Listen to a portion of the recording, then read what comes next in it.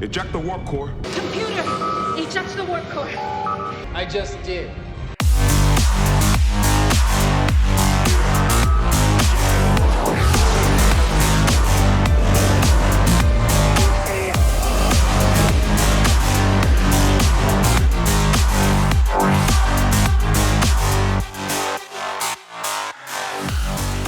Eject the Core! Eject the Core. Ladies and gentlemen, welcome to the podcast. Hello. I'm still Matt. Yep, I'm questionably Jeff. Questionably Jeff. Jeff. Still Matt and questionably Jeff. We're here with you on a day of the week, whatever day you happen to be watching this. Yep, and hopefully it ends in a Y. Otherwise, everybody's going to be very confused. Right. So, but we're here to talk about some terrible episodes of Star Trek. Yes. We're going to approach it a little bit differently than most people do. Right. So the genesis of this episode came from I was having a discussion with my brother, who is also a Star Trek fan. He grew up watching The Next Generation, same as me. He's self-professedly said that he's not as much of a Star Trek fan as I am. Okay. But I was like, yeah, hey, you got any ideas? And he was like, what I like to do when somebody he said, as Star Trek fans, we have to accept the fact that like we like a show that has, or shows rather, a series that has some very terrible episodes and arcs. He said a good idea would be to take some of those episodes and say what's good about them, what we like about them. Find something, even if it's the smallest thing, and be like, yeah, this is what I like. This is, and then this is what I would change. So we're gonna. This is a challenge for us. We are going to attempt to be as nice as possible, sort of, about the worst episodes, and it's going to be each of the 5 original series. We'll call it the Legacy Trek series. Legacy Trek, yeah. So everything up to and including Enterprise. Right. Basically right. everything from before the reboot happened. Yeah, and we had a little bit of a discussion on which ones each of us are going to do, because we each got to pick one. So we'll be talking about 10 different episodes. And we had to like kind of shuffle around a little bit. Yeah, so we had to kind of decide like, okay, because there were some things where we kind of both agreed that like, yeah, this is a really terrible episode. Which one of us should do it? And then like, right. Okay, well, if we're not going to do this, then the other one should do this. So right. I will say that this is probably the hardest research I've ever had to do for an episode of this podcast so far. Yeah, like it was literally a chore. To try to get through some of these episodes. And I even went back and I watched most of these episodes a second time. I don't know why. I guess I felt like torturing myself. I was like, you know what? Yeah. You know what? Just so that I've got it fresh in my mind. And I think that like in a few cases that like I ended up doing other stuff while I was like, I'm so fucking bored. I've got to go do something else while this is playing. So. Yeah. There was really only one that I feel like I could have maybe watched again, and it might have been a benefit to it. But for the most part, all the rest of them I'd seen pretty recently. Yeah, so they're pretty fresh. I think I'm pretty, and I took extensive notes and everything. Right. So. Yeah, I looked at Jeff's notes for this episode, and then I compared them to mine, and I'm like, I've got like 5 lines, like 1 line for each episode, and he's got like paragraphs for each episode. Yeah. I'm like, oh shit, he's way more prepared than I am. Yeah, so got multiple sheets of paper. So yeah, but so what we're gonna do is we're gonna start out with the original series and go chronologically in order. I guess we flipped a coin, and I got to pick the first one. So we're going to start with first impressions of the episode, which can be anything that we feel, however we feel, doesn't have to be nice. Then we're going to talk about what we do like, and then we're going to talk about what we would change. Okay. So we will go on and talk a little bit about the episode, kind of give you an idea what the plot is in case you haven't seen it, stuff like that. My original series episode was The Savage Curtain, which I don't remember too terribly well. Except I remember one aspect of it. Yeah, it's the aspect that everybody remembers if they've seen it. It's the only really memorable part of the episode. Abraham Lincoln appears in space to the Enterprise and says, "Hey, Kirk, you've got to come with me. You got to come with me to this planet." It's pretty ridiculous. And you know what? Like a lot of the original series was campy. Sure. And some of the things that I read about this episode when I was researching it said that like this episode falls into the like so bad it's good category. Sure. Not in my opinion. No, No, really? this is still so bad it's bad. Wow. Like, I was not a fan of this episode. So yeah. So first, like, okay, just to explain it for everybody, Abraham Lincoln comes. He convinces Spock and Kirk to beam down to this planet with him that they think is molten lava, and then like this Earth-like atmosphere appears in one little section of the planet. They're like, Conveniently. yeah, exactly. It appears like right when they need it to, and they're like, "You've got to come down." And then when they beam down to the planet, they find Sirach, which is apparently like a father to the Vulcan people or something, like some ancient Vulcan guy. Oh God, it's coming back now. Yeah. So, and it's Kirk, Spock, Abraham Lincoln, and Sirach. And then appears these four other people who one of them is Kalesh, who is the father of the Klingon Empire, Right. who's referenced in Discovery and the Next Generation, Yep. very big in Klingon culture. This general who I want to say his last name was like General Green or something like that, who ends up becoming a character in Enterprise. But apparently he's like some genocidal captain. Yeah. Genghis Khan. Yep. And then some other girl who I don't even know who she was. I think she was like some weird biogeneticist or Something like weird, or that. like maybe it was some other alien creature or whatever. But so then this rock like metamorphosizes into like a rock person, and it's like, we've brought you here to pit good versus evil, and because we don't understand good versus evil. Yeah, and it goes on from there. So that's the episode. There's some significant things that happen on it.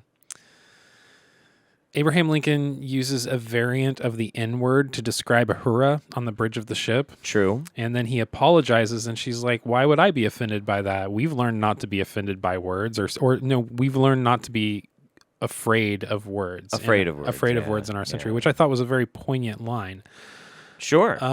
My first impressions of this episode was, wow, this is really terrible. This is really bad, even for the 60s. I'm remembering so much more of this episode now since you described it. It's just so it's really dumb. Okay, the way that they get Kirk down to the planet is really stupid, and what happens is Abraham Lincoln beams aboard the Enterprise, and nobody on the Enterprise is convinced that it's Abraham Lincoln, except for maybe Kirk is like a little bit convinced by it and like starstruck. He's like, "Oh my gosh, he's so much like Lincoln. I have to give him presidential honors." And like that's like his hero is Lincoln, Yeah, which yeah. we never find out about that in Never heard in the that before. series until this episode, conveniently. Yeah. So Spock's like, "I think he's using your affliction for Lincoln against you, sir." And Kirk's like, maybe not. Maybe he's really Lincoln. maybe. And so beam down to the planet. Yeah. So I just thought it was contrived. Let me move on to let me see what I wrote down about what I liked on it. Okay. I thought that the Abraham Lincoln character, and the Sirach character were well written. Sure. They were good characters. They were very well rounded. Lincoln was very regal and believable as playing a character that was, convinced that he was Abraham Lincoln. Right. Yeah. That's kind of like the kind of hook on that too, is like this is a manifestation, and he's led to believe that he's Lincoln, and Right. like, he acts it pretty well. Yeah. And it turns out at the end of the episode that like only Kirk and Spock are the only two real people in it, and everybody else is like made by these silicone life forms or whatever. Sure. Yeah. But yeah, those two characters were well written. I think that the General Green character was, he had a little bit of depth to him. Sure. A little bit, not a whole lot. Everybody else that wasn't like a main character was pretty much two-dimensional. Genghis Khan was two-dimensional. The other characters hardly even spoke. Yeah. For that being the first appearance of Kailash. Yeah, Kailash, who's supposed to be this huge, super important person in Klingon culture. So Yeah. what would I have changed about the episode? I would have written it differently to where it wasn't a contrived way to get Spock and Kirk down to the planet. I don't think it was very believable. Yeah. But again, I'm also looking at it from, what is it, 60 years later? Sure. Almost 60, like 55 years later. Yeah. And this was a show that was written to be, it could be watched by anybody who had never seen it before. Like at any point in the 3 seasons, like you could turn on the television having never seen an episode of Star Trek before and at least be able to get something out of it. Sure. Yeah. And so that's a little bit harder of a task, especially when you've been, drudging it out the same way for years, and you're responsible for getting an hour of television on within like a week or whatever. So Sometimes I wonder like some of those too, because like it's season 3, isn't it? Yeah, it is season 3. Yeah. Like they had such budgetary problems, Right. like props and That, everything. and that was something that was talked about when I was reading about the trivia of this episode, was that it was hindered by budget restrictions and things like that. So yeah, we need Kirk to have a hero. Well, what kind of costume do we have lying around? Abraham Lincoln. there we go. We got a Lincoln costume. Let's find Somebody to was play doing a Lincoln. play, and one of the other One of the other studios. studios. Yeah. yeah. So, some other things about the episode. It was the last appearance of Nichelle Nichols in the original series. Interesting. That was the last episode of the original series that she was in. Obviously, she would go on to be in the movies. Yep. But that's pretty sad that was her last episode, because that's not a good episode. Yeah, it's not a good episode to leave on. Although there is something to be said for like the social commentary that, I mean, obviously is not applicable today. No. The whole like, oops, I'm sorry, that's just the way we talked back in the day. And she's like, oh, we're not afraid of words anymore. I mean, People today would be like, oh my God, how could you possibly say that to me? Like, right? Yeah, I remember watching that episode and that scene happened, and I was like, ooh, oh, right? Huh. You're like, oh, nice. damn. Weird, crazy. It's like we could learn something from that today. Maybe, I don't know. I don't know. Whatever. One of the other things that I actually liked about that episode, now that I'm thinking about it, is Sirach. Was that his name? Sirach, yeah. Yeah, the like father of Vulcan logic. Him trying to peacefully like talk to. That was a good part. Yeah, that was another good thing that I did like about it was so Sirach decides, because like the alien presence is like you four have to fight each other versus, it's 4-on-4 good versus evil, and Kirk and Spock are obviously on the side of evil, or I mean good, sorry. And Sirach is like, you know what? I cannot fight. It's against what I believe in. There has to be a peaceful resolution. Logic dictates that there's a peaceful resolution. Okay. And he goes off and tries to find a peaceful resolution, and he ends up getting killed for it, but like his principle dictated it, and he actually went and at least attempted it, which was really good. That was another well-written part. Again, that was part of why I said that the Abraham Lincoln character and the Sirach character were well written. That's true, because they did those things that were realistic. Now, obviously, in the beginning, like I said, the whole Abraham Lincoln coming on board with the ship, I wasn't a big fan of. So. Gotcha. Yeah. But yeah, what I would have changed, like I said, was that beginning thing. I would have made it a little less contrived, and then I would have made it that like maybe instead of like these creatures, these were like facsimiles, from their mind. Like it would have been cool if like they were able to pull like a copy of them out of history or something like that. Oh, and like have it actually really be Abraham Lincoln rather than like kind of a Q thing. That'd be interesting. Yeah. But whatever. So. Wacky. Okay, so I like that. That's the Savage Curtain. So all right, yeah, Savage Curtain. Yeah, most of the really bad original Trek episodes are season 3. Yeah. Not all of them. There are definitely some that are pretty bad. Okay.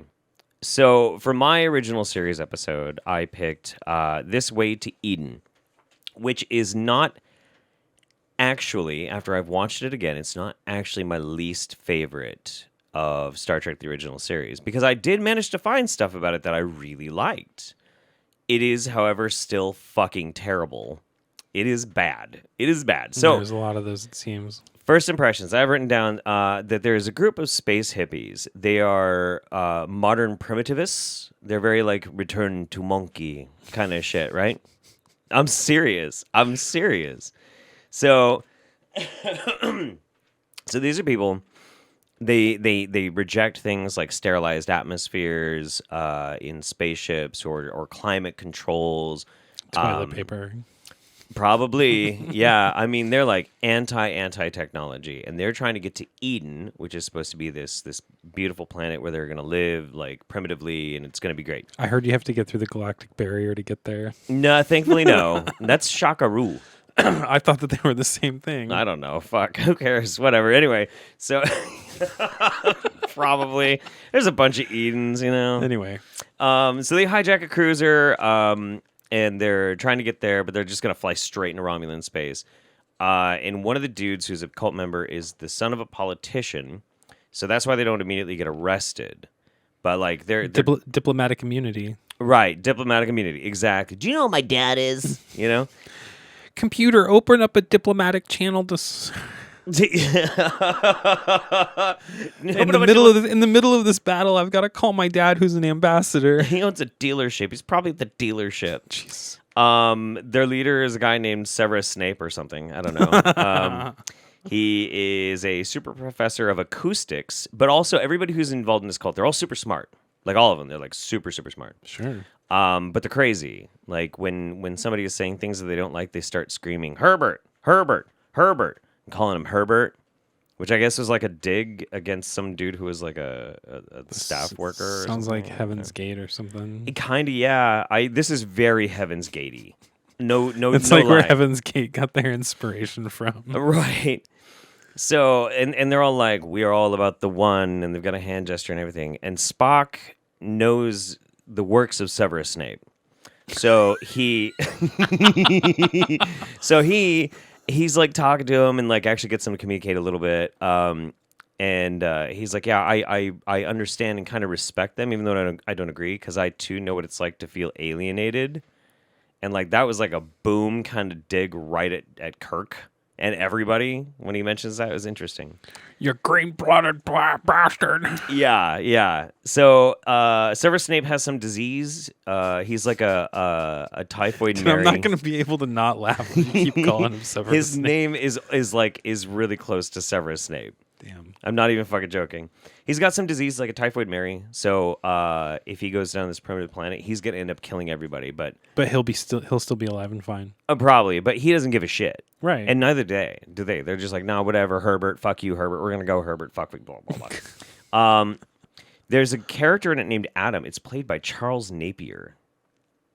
So he's been in everything. Like he was one of the army generals in like Austin Powers. Huh. He also later plays Rex Denning in Enterprise. One of the like military higher ups and whatnot. He's a legendary actor, but to see him in this, because he's always like the really gruff guy with the jaw and the crew cut, and in this he's mostly naked with this giant foofy hair, and he's jamming out playing music constantly. Oh, no. Yeah. So like there's a bunch of really interesting shit that happens. Like I'll get to the other points in a second, but long story short, they manage to hijack the Enterprise. They go and find this Eden place, but it's poison. Like everything is like toxic. And Adam unfortunately dies from biting a poisoned apple. Weird. Totally convincing metaphor. Where have I ever heard this before? Done with such finesse. Right. And then Severus Snape is like, no, I'll never go back. And so he eats like a papaya and he dies. And then that was kind of it. All the rest of them get taken back. But there's some more aspects to it. So that's like my first impressions, obviously, is this is a mess. But things I liked about it. Originally, I hated this episode because there's so much like music breaks where they just start jamming out like 70s hippie band kind of stuff, and like it's really over the top. I mean, like a 70s acid or 60s acid freak kind of like, you know, kind of documentary. Sure, yeah. Would say this is too much, right? but the music was pretty good. Hmm. I mean, it's very like, hey man, going to Eden. What's that movie by the same people that did this Spinal Tap about the folk music one? Oh my god, it's gonna kill me. Oh man, yeah, I watched that with Dave a while back, and that's kind of what that reminds me of. Right. Yeah. Okay. So I actually kind of liked that. And the story itself is not a bad story because it's kind of a meta commentary on like control and cults and that sort of thing, and like blindly following somebody to a horrific concept, and the acting really isn't too terribly bad. It's just the concept is so ridiculous, and they overdo it. They just overdo it. I think that there's a lot of ridiculous concepts in the original series, though. Like there's a lot of there. Yeah. So there are ridiculous concepts. Obviously, we're gonna as we go on, we're gonna talk about some more ridiculous concepts. But in every single Trek, but I feel like that there were more in the original series. Sure. Yeah. I wanted to have this all set up a little bit so you could see Charles Napier, but that's Charles Napier today. Okay. So you know that actor, right? Yeah, I've seen him before. Okay. And I gotta show you Charles Napier in Star Trek original. This is absolutely amazing. Yeah. There you go. Check that out. That's so great. Yeah, it's awesome. And he does a really good job. He does a great job. Like that, and that's the thing that's so wild about this is everybody does a really good job, but the concept is so over the top and slapstick, it's really hard to take serious. There are some things that I would change a lot. One of the meta plots is one of the followers is a former lover of Chekhov. Huh. And it's not good. I would have sworn that Chekhov was a virgin. There's a couple episodes in original series where Chekhov gets pretty lucky. Yeah, a couple of them. Huh. I think that's Walter Koenig kind of complained that he wasn't getting a lot of plot, and so they kind of injected some of these things into it. But he later hated this episode because it made him seem too stuffy. Not to go off on too much of a tangent, but sure. Some of the fan movies have got Walter Koenig in them as like 137-year-old Chekhov, and I'm just like, what are you doing, man? Yeah. And he's like bald and everything, and it's just like... Yeah. So, sorry, anyway, continue. So, yeah, so he... That was one of the things that didn't really work, and it seemed very abrupt, and it kind of just shit up the plot a bit. But it's interesting because originally the story was supposed to center around one of the cult members being McCoy's daughter. Like Leonard McCoy, Bones had a daughter. Oh yeah. I remember reading about that. Yeah. But then she was going to be a love interest for Kirk, and I thought that wouldn't play very well. That would be. It would be on character for Kirk, though. God, yes. And also another thing I would change, I would reshoot the scenes where you can clearly see William Shatner's girdle.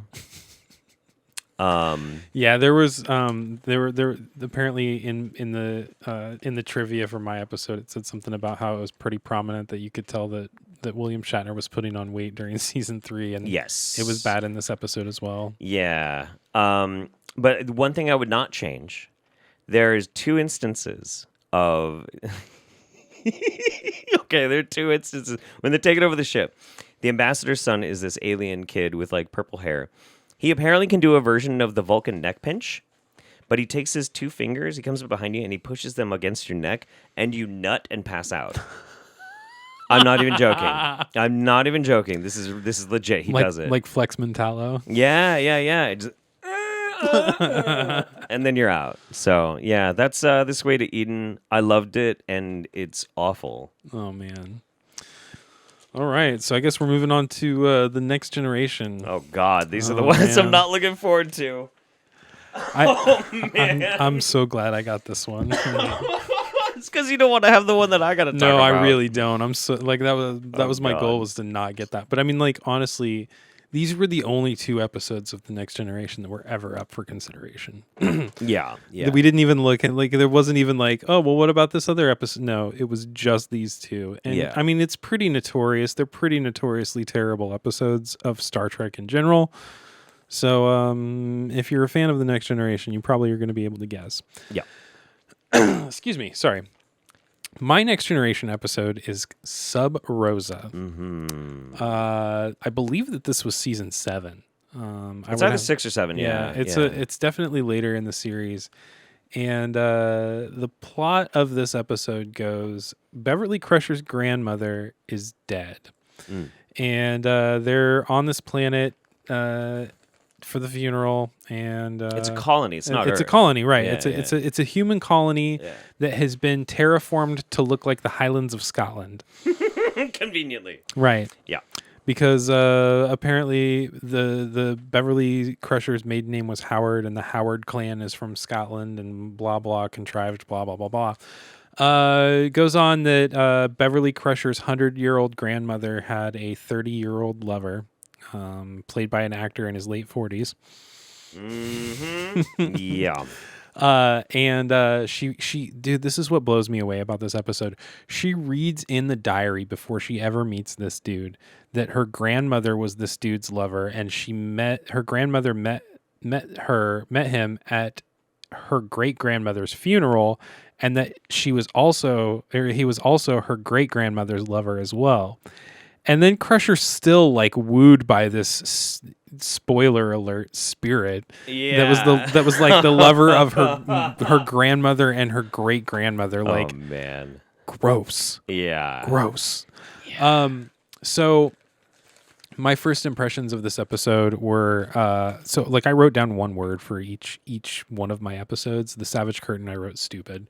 This episode I wrote silly. It really feels like a daytime soap opera.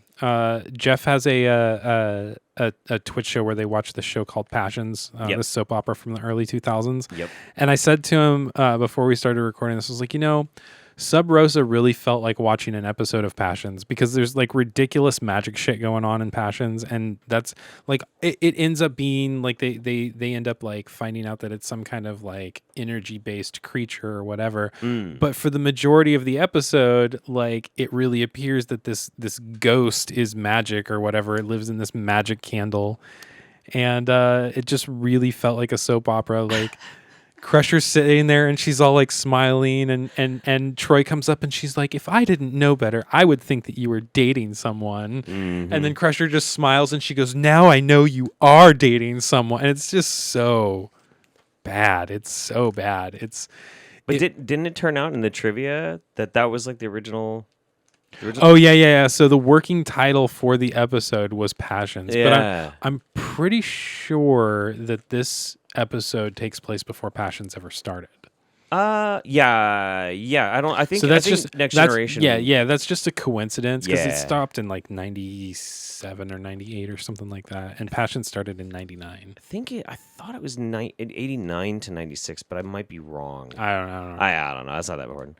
It probably it probably was. I don't know. I thought it was 87 or whatever, but not important. So it probably ended in like 95 or 94. Sure. Yeah. Anyway, so yeah. It's a soap opera-y episode. What did I like about this episode? So my first impressions, like it was silly, it was soap opera-y, it was daytime. Like one of the trivia things that I read about it said that like universally men hated it and women liked it as an episode goes. Weird. Yeah. I liked the Jordy. Okay, so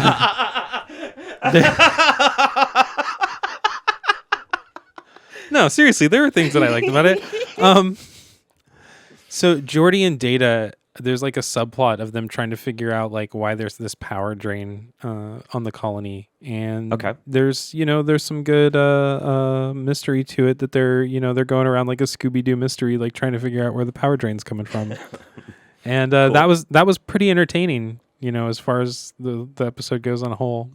How does I forget how everything gets resolved though. She like phasers him or something, and then like he she reanimates her grandmother's body. And what? I think that like the Enterprise shoots phasers into the atmosphere. Dude, I can't remember, man. Like it was so bad that by the end of it, my brain was numb. I was just like, I need to go back and watch this one now. It's a good watch. Yeah, it's a good Yeah. watch. What would I have changed about it? I would have changed the whole fucking episode. Wow. Damn. I would have not made a space ghost that is powered by lighting a plasma based candle. It was weird. That It is was really just strange. weird. Yeah. Is it a Scottish planet or an Irish planet? Scottish. Okay. Gotcha. So. Gotcha. All right. Well, that's wild. I'm kind of glad that I did not get a chance to watch that one. I had the dubious pleasure of watching what is regarded by some as the worst episode of The Next Generation. And that is... You know what? Real quick, before Sure, you reveal please. what your terrible episode is, Please. I will say, actually, honestly, now that I'm thinking about it, there is an honorable mention episode that, like, Okay. it's not as bad as either one of these episodes, but it definitely belongs in the list of bad Next Generation episodes. The game. We've debated that. Yeah. I like the game. That's right. Tell me why you that's don't right, like the game. Okay, you know what? I'll tell you what I do like about that episode. You know what I do like about the game? What's that? Ashley Judd. Well, yes, obviously Ashley Judd. is gorgeous. She's so hot in that uniform. The game is like the only episode where I like Wesley.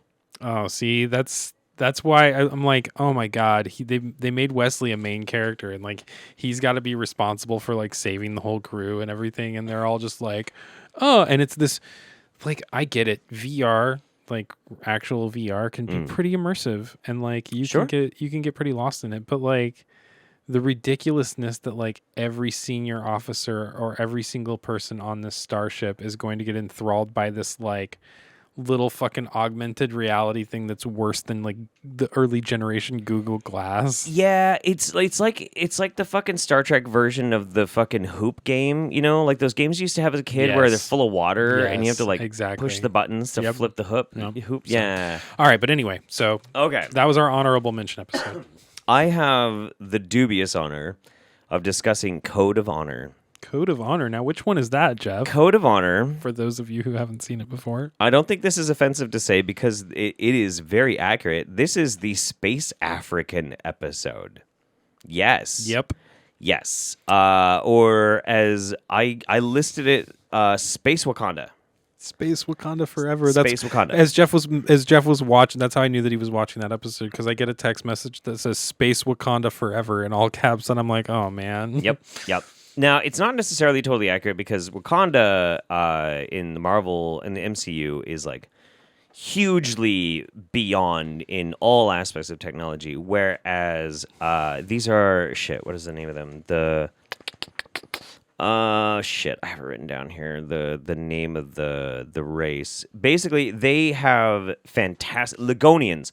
The Ligonians have amazing biomedical research, but they're not as high up otherwise as like the Federation in technology. Wow. That sounds pretty Yeah, it's something, isn't it? Yeah, it's something. It is a thing. sounds pretty bad. Man, I wrote so many ridiculous notes about this one because it's very strange. Okay, let me run down the plot.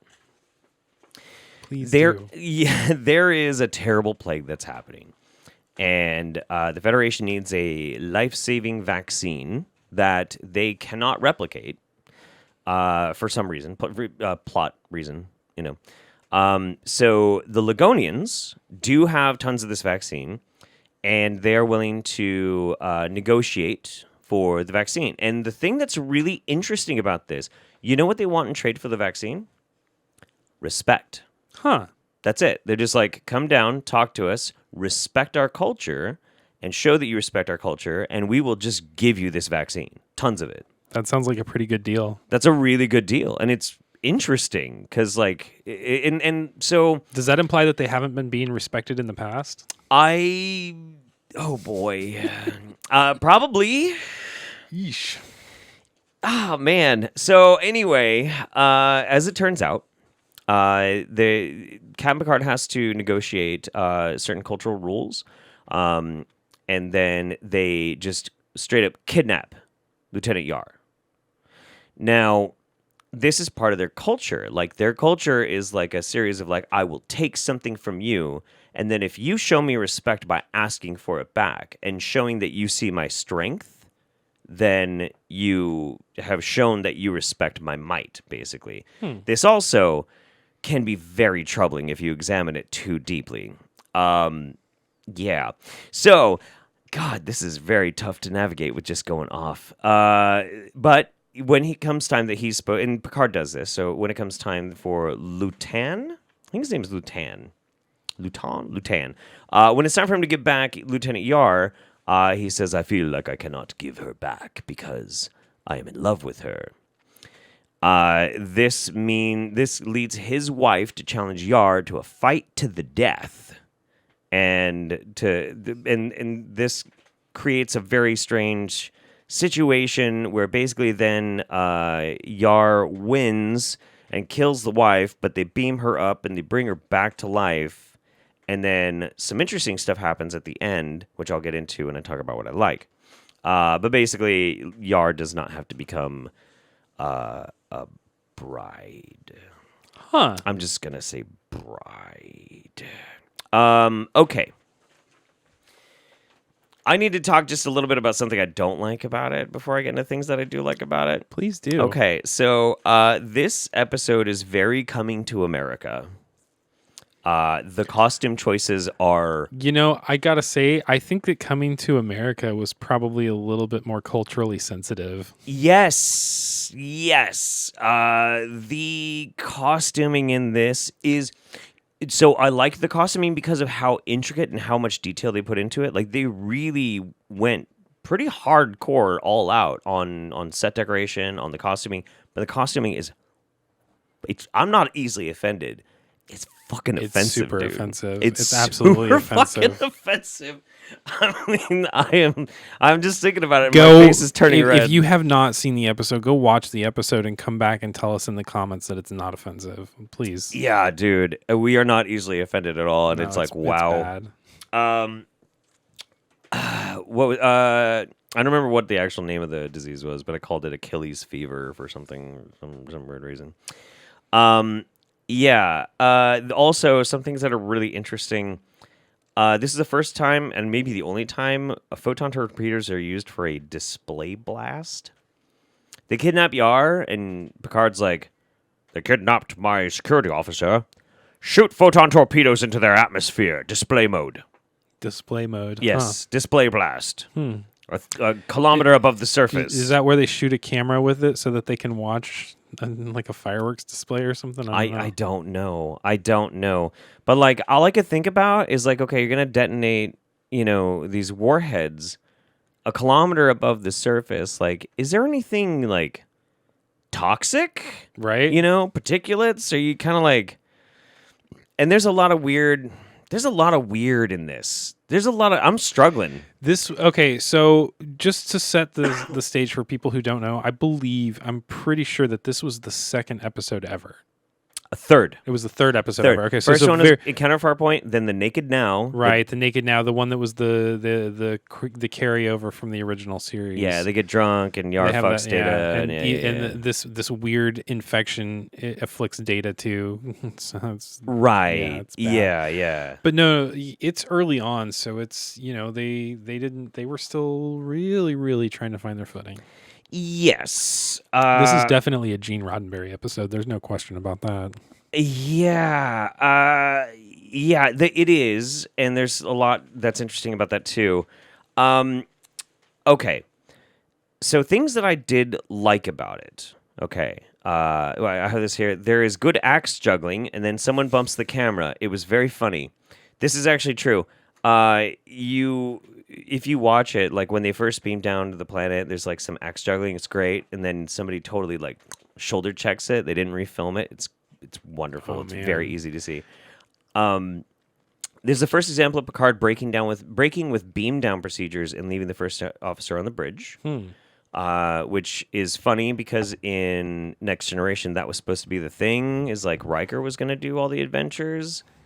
and Picard was going to be, mostly on the bridge and not like the action star like Kirk was. And then they just tossed it on the third episode. I know, fuck it, he's got to go down. It's a great episode about the Prime Directive. It's a really good one. Like, there's some great dialogue about how they have to respect their culture, but also the culture of the Federation by not just taking the vaccine. Because they talk about it. They're like, they don't have the technology. We could just go take it. Which also, given the context of what we're talking about, is like a, ooh. Yeah. Yeah. Yeah. Okay. Shit, I really wish I hadn't drawn this episode. The battle arena with light effects is cool. The weapons are not. They're dumb. And so, but this is what I really liked about this episode. And this like ties the whole thing up. In Ligonian? Shit. Fuck. Just fucking had it. In Ligonian. Lagonia, whatever. Yeah. In Ligonian culture, men are the politicians, and they're like decision makers and everything, but the men themselves don't actually hold any societal power. Right, like all the property and everything belongs to the woman, right? Right, yeah, I remember right. that. And the whole reason why he wanted to get Yar is because he didn't want his wife anymore, but he wanted her Keep all land. her stuff, yeah. Right. And so he was basically trying to like... He was like, get her to kill her. Yeah, get this crazy white woman to kill my wife. And then I marry the white woman and I get all the land through that, and it'll be a sign of strength and power. So when she doesn't die, when she dies but comes back, basically, she still has all of her property. But because she's the biggest landowner in all of Ligonia, she's like, yeah, no, I'm divorcing you, and just takes the necklace off his neck and walks over to his like personal assistant, who was like the only person Her lover or whatever. Yeah. They weren't lovers, but he was the only one who was like upset that she'd be hurt. Right. And she then basically makes him the leader of the fucking planet right then and there. And there's this awesome line, this amazing line, where Lutan, even though now he's like in a lower position, he's talking to Picard and he says, "As you can see, Captain, you may excel in technology, but not quite in civilized behavior." Interesting. So what I liked that fascinating political social aspect of the Ligonian thing.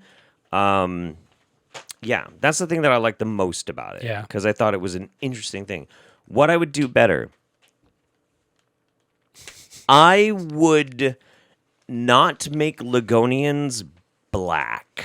Right. They could be black and white and brown or just something. not like one race. Not all one race, Yeah. and with spears. Yeah. And some the wardrobe. costumes. Yeah. That is pretty much the only thing that I would change about it, because that's the part that's so fucked up. It's a fine story. Right. The story wise, it's fine. It's not a bad episode story wise, but the visual choices that they decided to make in that episode are bad. And it's really interesting because there's a lot of controversy behind who was at fault for this. Some people blame Roddenberry. Roddenberry actually fired the original director because he objected to how African Americans were being portrayed. Oh. Yep. But then Will Wheaton is on record as saying that the director was racist towards them. So who knows? I mean... Yeah, but you know what? Like, I hope, you little Weasley piece of shit, I hope that you watch our podcast. I don't believe what Will Wheaton says for one goddamn second. Oh, neither do I. Not But one goddamn second. This episode is the one that is universally the most attempted to be banned by everyone involved. See, okay, here's my thought on that. I don't think that episodes of like the shows that were made before the current time that we're in that like have something that is now deemed as insensitive. I don't think that those should be banned. Oh, me neither. There's an episode of 30 Rock that like Tina Fey said something about, and it didn't get banned until she said something about it. And I don't remember the episode, but apparently like somebody's in blackface. But it's a commentary, and it's like done for a certain way. There's the same thing with an episode of Community that got taken off, and that I'm really, really upset about because it's a really good episode of of Community. But the reason that it got canceled was because Ken Jeong, is that his name? Yeah, Ken Jeong. Yeah, he was dressed as a black elf for a Dungeons and Dragons game, and they As a called, drow. and they called it blackface. And there's even a comment by Shirley, the black character in the show, and she's like, "We're just going to ignore the hate crime that's going on right here." Yeah. So obviously these are self-aware meta commentaries, and then Right. people are getting just like completely ridiculously upset about and canceling things like that. And I think that it does a disservice because it if that episode were banned, then like how would we be able to have this discussion that we're having Exactly. about it right now? So, and people are mature enough and wise enough to be able to look and go, that's problematic, and this is why it's problematic. Sure. Yeah, leave it there and have a conversation about why it just doesn't work anymore, but don't just delete it. Yeah, just be like, oh, well, this doesn't exist anymore. That's a little 1984. Honestly, like out of every, like there could be every single god-awful, terrible, racist fucking trope that happened in old-ass TV shows, and I would support banning season 8 of Game of Thrones before banning any of them. Honestly, because that is 10 times more offensive to me. But then again, I'm a white dude, so what am I going to fucking say, you know? One thing I forgot to mention about Sub Rosa, and it may not be the first time that it's ever happened, but it's definitely the first time that I noticed it. Yeah. They had a handheld cam that they were filming with the interior shots of the Enterprise, especially. But like there were some shots where it was handheld and it was kind of shaky and stuff like that. I hated it. It was distracting. Yeah. Okay. It was terrible. Yeah. So we're now moving on chronologically to Deep Space Nine. Awesome. I can't remember which one you got. The episode that I got. So I will tell you that my one-word description on it is boring. That's the word that I wrote for this episode. The episode is called The Muse. Oh, yeah. Yeah. It's interesting that you got Sub Rosa and The Muse. Yeah, and it's really weird because Sub Rosa and The Muse are like super similar as far as what's going on episode-wise. Now, at least with Sub Rosa, there's a with The Muse, there's a beeline storyline plot going on. I guess with Sub Rosa there kind of is, where Geordi and Data are trying to figure out what's going on with Scooby-Doo. Yeah, but the thing about that is that those two storylines in Sub Rosa ended up being connected, because what was going on was the ghost dude, and like they were all ended up all being the same thing. Sure. With this episode of Deep Space Nine with the Muse, there are two separate storylines going on that don't have anything to do with each other. Okay. The first, and I guess you could say main storyline, even though, like, in my opinion, it's the more boring of the two storylines, is Jake Sisko meets this woman who looks like she's like 20 years older than him. It's ridiculous. But yeah, she's very much a cougar. She comes off of this transport ship, and Jake's instantly taken by her. And it turns out that she's got these powers that she like shoots this psychic energy into his brain, and it like stimulates his creativity, and he starts like writing this epic tale that's going to make him super famous. And then the other storyline is Lwaxana Troi comes on for Majel Barrett's final appearance as Lwaxana Troi in Star Trek, which is super unfortunate that it's this episode, because god damn. She comes on to Deep Space Nine, hiding out from her husband because she's pregnant. And I can't remember if it's an episode of Family Guy, but there's some like adult cartoon that, like, this is the only thing that I could think about the whole time that I was watching the storyline, where it's like some old lady giving birth and the doctor's like, push, push, push, and it's dead. Oh my god. Like, while she's giving birth to the child, she pushes the child out, and it's like, geez. and it's dead.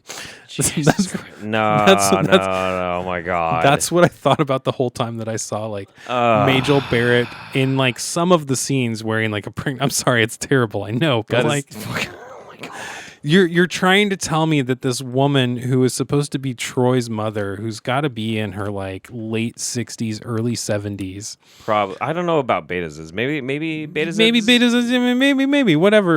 And yeah, if you look at Picard, I guess like Troy had some babies later on in life, but True. So Majel Barrett is wearing a very unconvincing pregnancy suit, and she's married to some dude who, like, their culture males are only raised by males and females are only raised by females. That's right. And yeah. she's gonna have a boy, and so she's worried that that it's gonna be taken from her.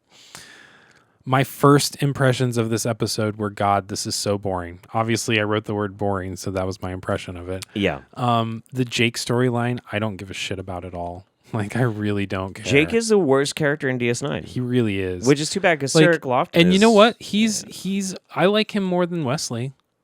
Oh, no, yes. He's yes. a better character than Wesley. I like Jake Did you better than hear that, Wesley. Will Wheaton? Did you fucking hear that? Did you fucking hear that? I think Sarek Lofton is a really interesting person. Yeah, no, he's a good actor. I just think they just wrote Jake terribly. They didn't know what to do with him. Yeah. You know, they were like, oh, we need a Wesley type character. Yeah. I think that's what it was. But yeah, so it's not really that interesting.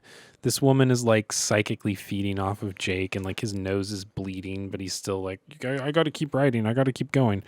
The Oksana being pregnant, I'm not convinced, and I don't know that anybody who watched that episode was convinced that, like, Sure. I think that there were a few scenes where they forgot to put the pregnancy suit on her. Yeah. Where I was like, she doesn't. It just looks like she's wearing a big poofy dress. That's it. Yeah. So, what did I like about this episode? I liked Luoxana's chemistry with Odo. Sure. The whole B plot is that like Odo has to convince her husband that like he wants to marry her, and it gives the two very good actors, Yes. with very good chemistry, a chance to play off of each other, even though it's in a terrible storyline. Mm-hmm. It's written terribly. There are some really good scenes between Majel Barrett and Renee. What's his last name? Auberjonois. They do really well, and they're both very high caliber actors in my opinion. Agreed. Yeah. That was really good. What I would have changed about that episode, I probably would have found a less contrived way to get Luoxana onto DS9 without the pregnancy thing, because it's not believable. Yeah. And I probably would have left the Jake stuff out of it, and just like let that episode be Majel Barrett focused.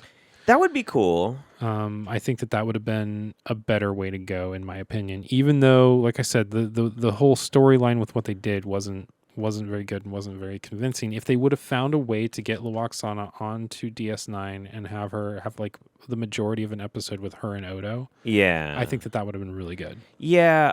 So what's interesting too, I remember looking up now I just got totally confused about something. But okay, so I think there's been quite a few like energy vampire kind of plots before. Yeah. And like that it stimulates the creativity is kind of interesting, but it's also that's a bit of like an old narrative literary trope and things like that. I did want to say actually there are some episodes of Jake Sisko that I did like. The Solar Sail one I think was great. Everything like regarding Sisko and the Prophets, like in the last season, and how he worked with it, I thought he was really good. But yeah, in this one it's bad. It's terrible. Yeah, it's pretty bad. But yeah, anytime Odo and anytime Renee Auberjonois and Majel Barrett are together is great. But yeah, that's a weird plot. It's like I said, it's unfortunate that was her last episode of Star Trek. Yeah. As a little Oksana Troy, I think that I think that technically her actual last appearance was the 2009 movie where she voiced the computer for the last time. Well, which is also unfortunate. I love Majel Barrett. Yeah, she was great. Fucking amazing. Damn. Okay. So, well, your turn. Oh boy. Yeah. I'm thrilled. I'm thrilled. I kind of wish that I would have got this episode, but you know what? I'm glad that you did. I think that you're gonna have more to say on it.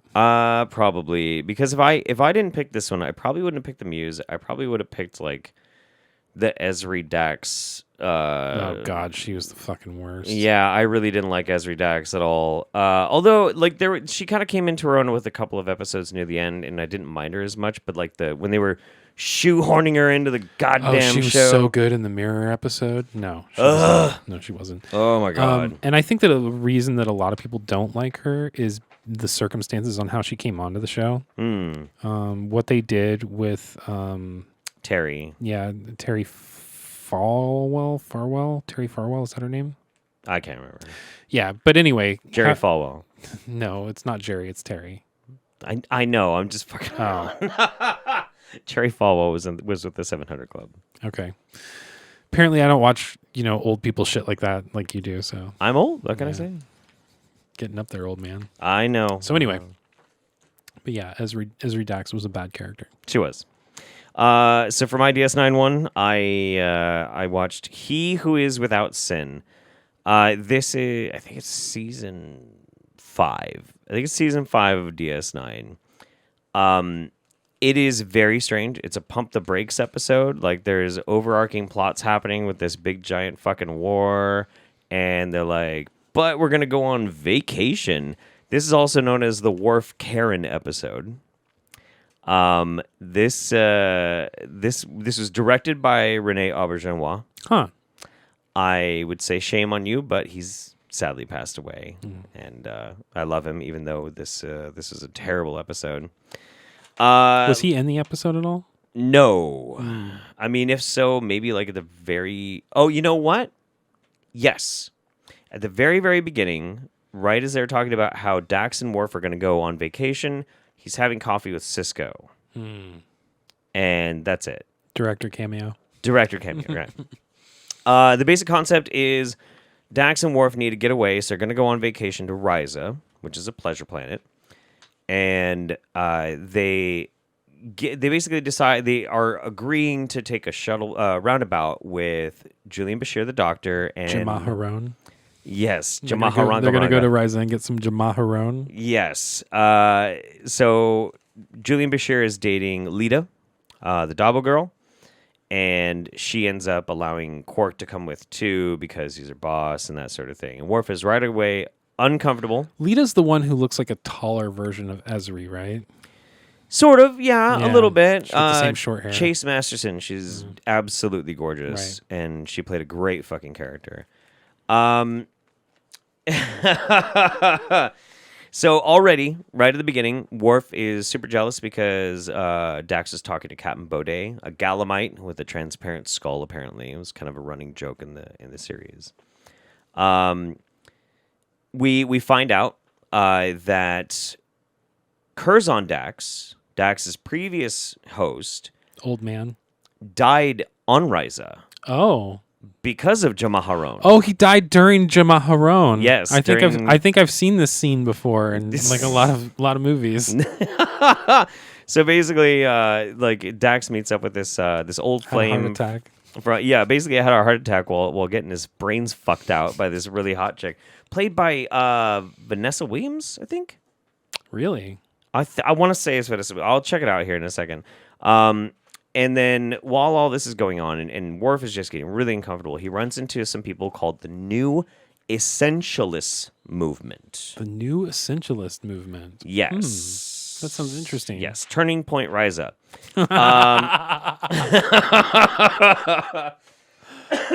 Oh, Jesus. These are a bunch of hardcore conservative people who are like, why are you having fun and having sex and swimming Don't in have the ocean? Jamaharon. Jamaharon is bad for you. It causes blindness and hairy knuckles. No, their justification is even dumber. If you have vacations from war, then you won't be ready when war. Yeah, I mean, honestly, though, like, that seems like it would make sense for a Klingon.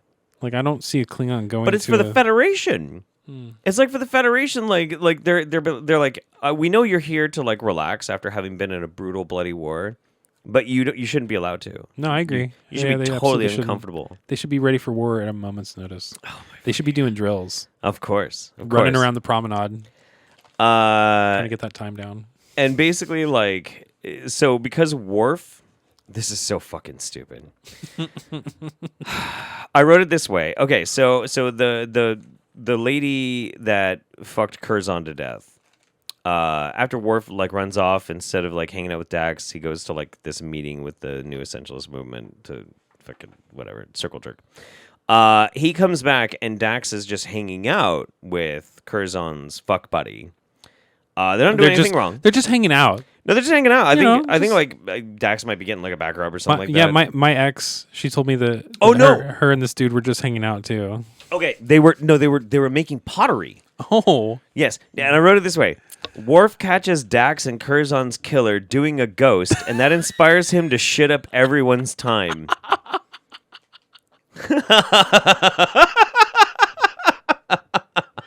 oh, that's great. Yeah, I'm very poetic when I want to write down some notes. Fucking loses it. Yeah.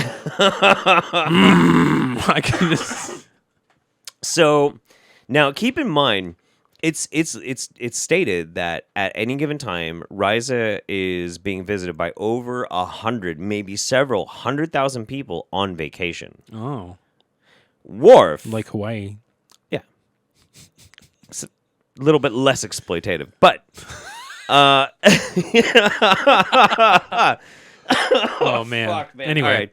So Worf decides to shit on probably 200,000 people's vacation because he catches Dax and he shuts down the whole planet. he hacks their weather control and turns it off. And Risa is naturally like a Rainy rainforest, planet, yeah. and so just shits up everybody's fucking time. Long story short, he starts kind of like being like, oh, okay, maybe I'm overreacting a little bit. Like, you fucking think, you idiot. And then Fullerton, the head of the Essentialists, was like, nobody's going to remember this unless I really shit it up. So he starts like fucking with the earthquake controller and starts shaking the planet apart.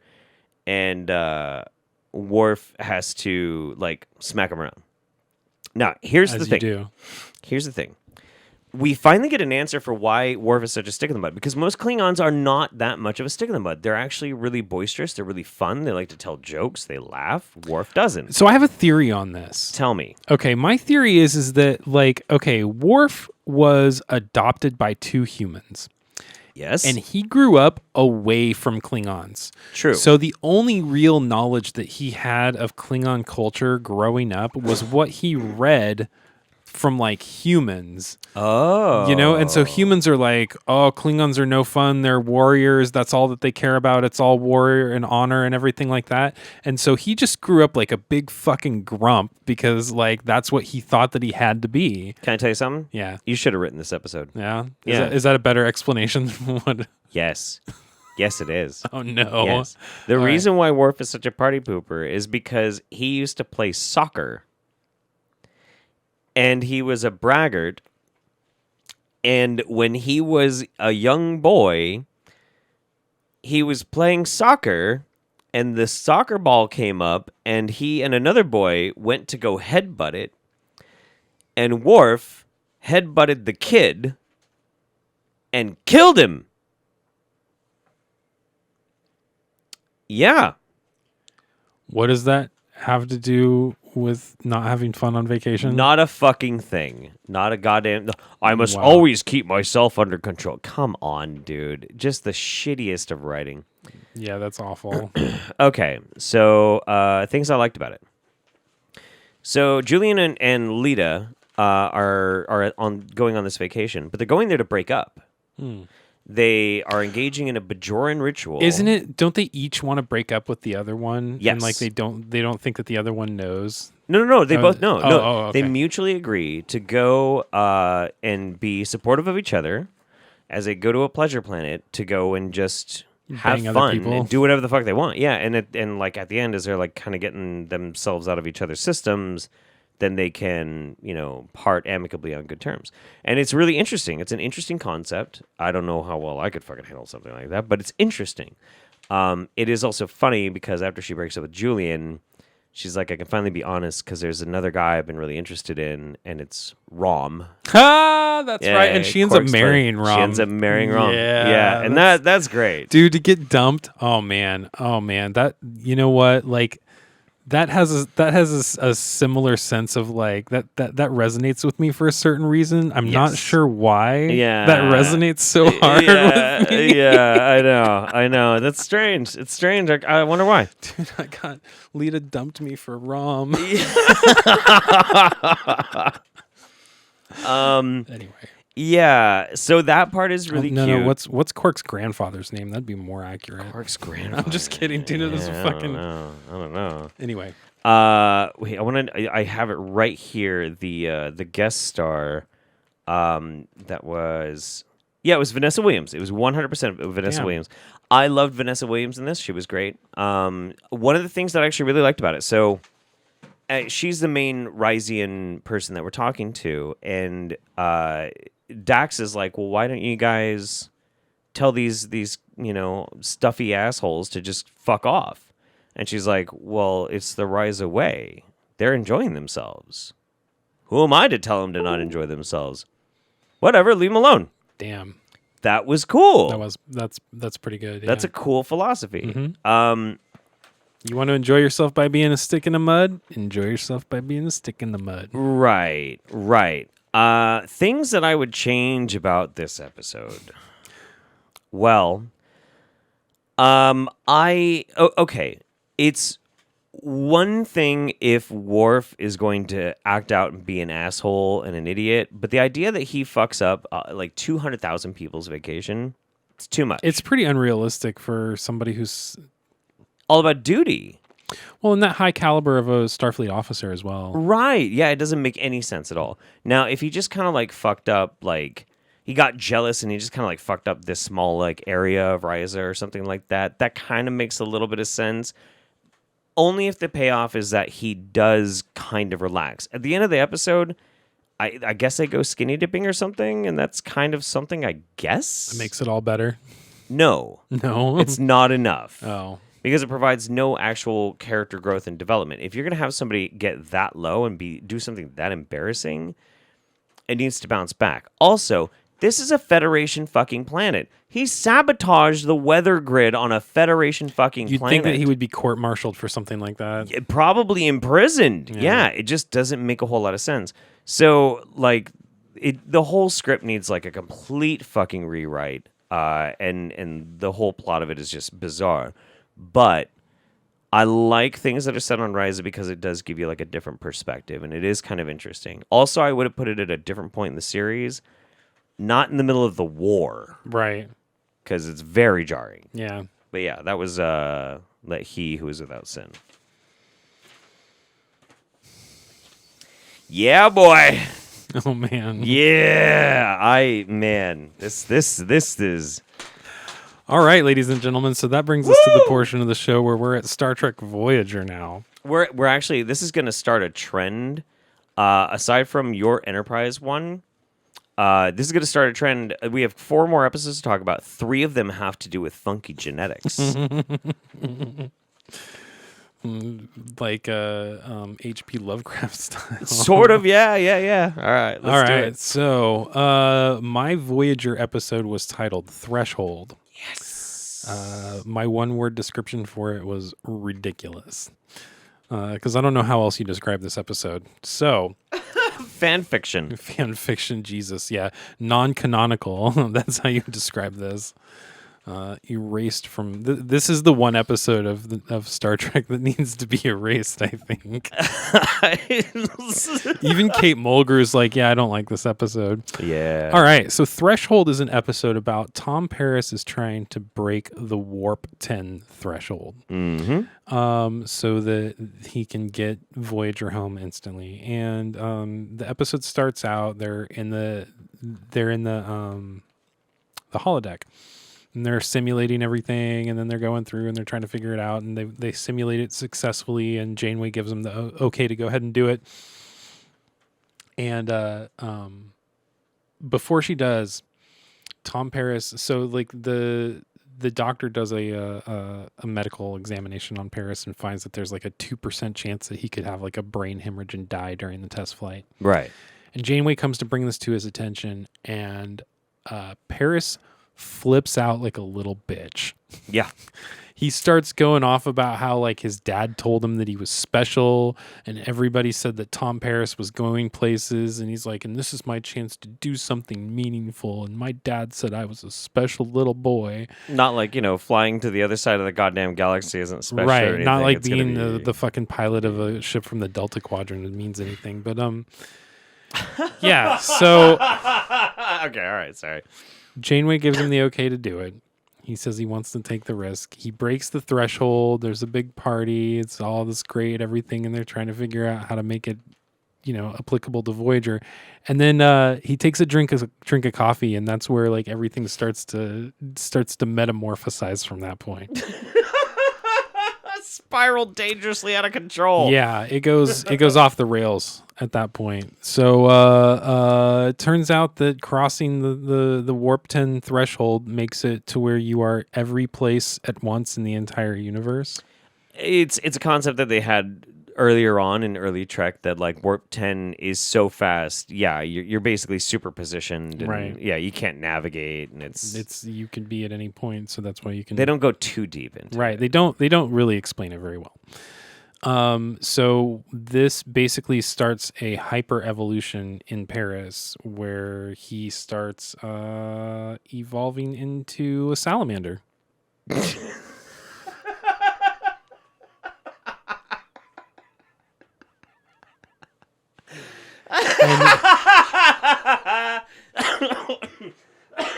And so, like, midway through his evolution, they don't even explain why this happens at all. No. But he fucking kidnaps Janeway and, like, takes her through the threshold barrier so that she starts evolving into a salamander, too.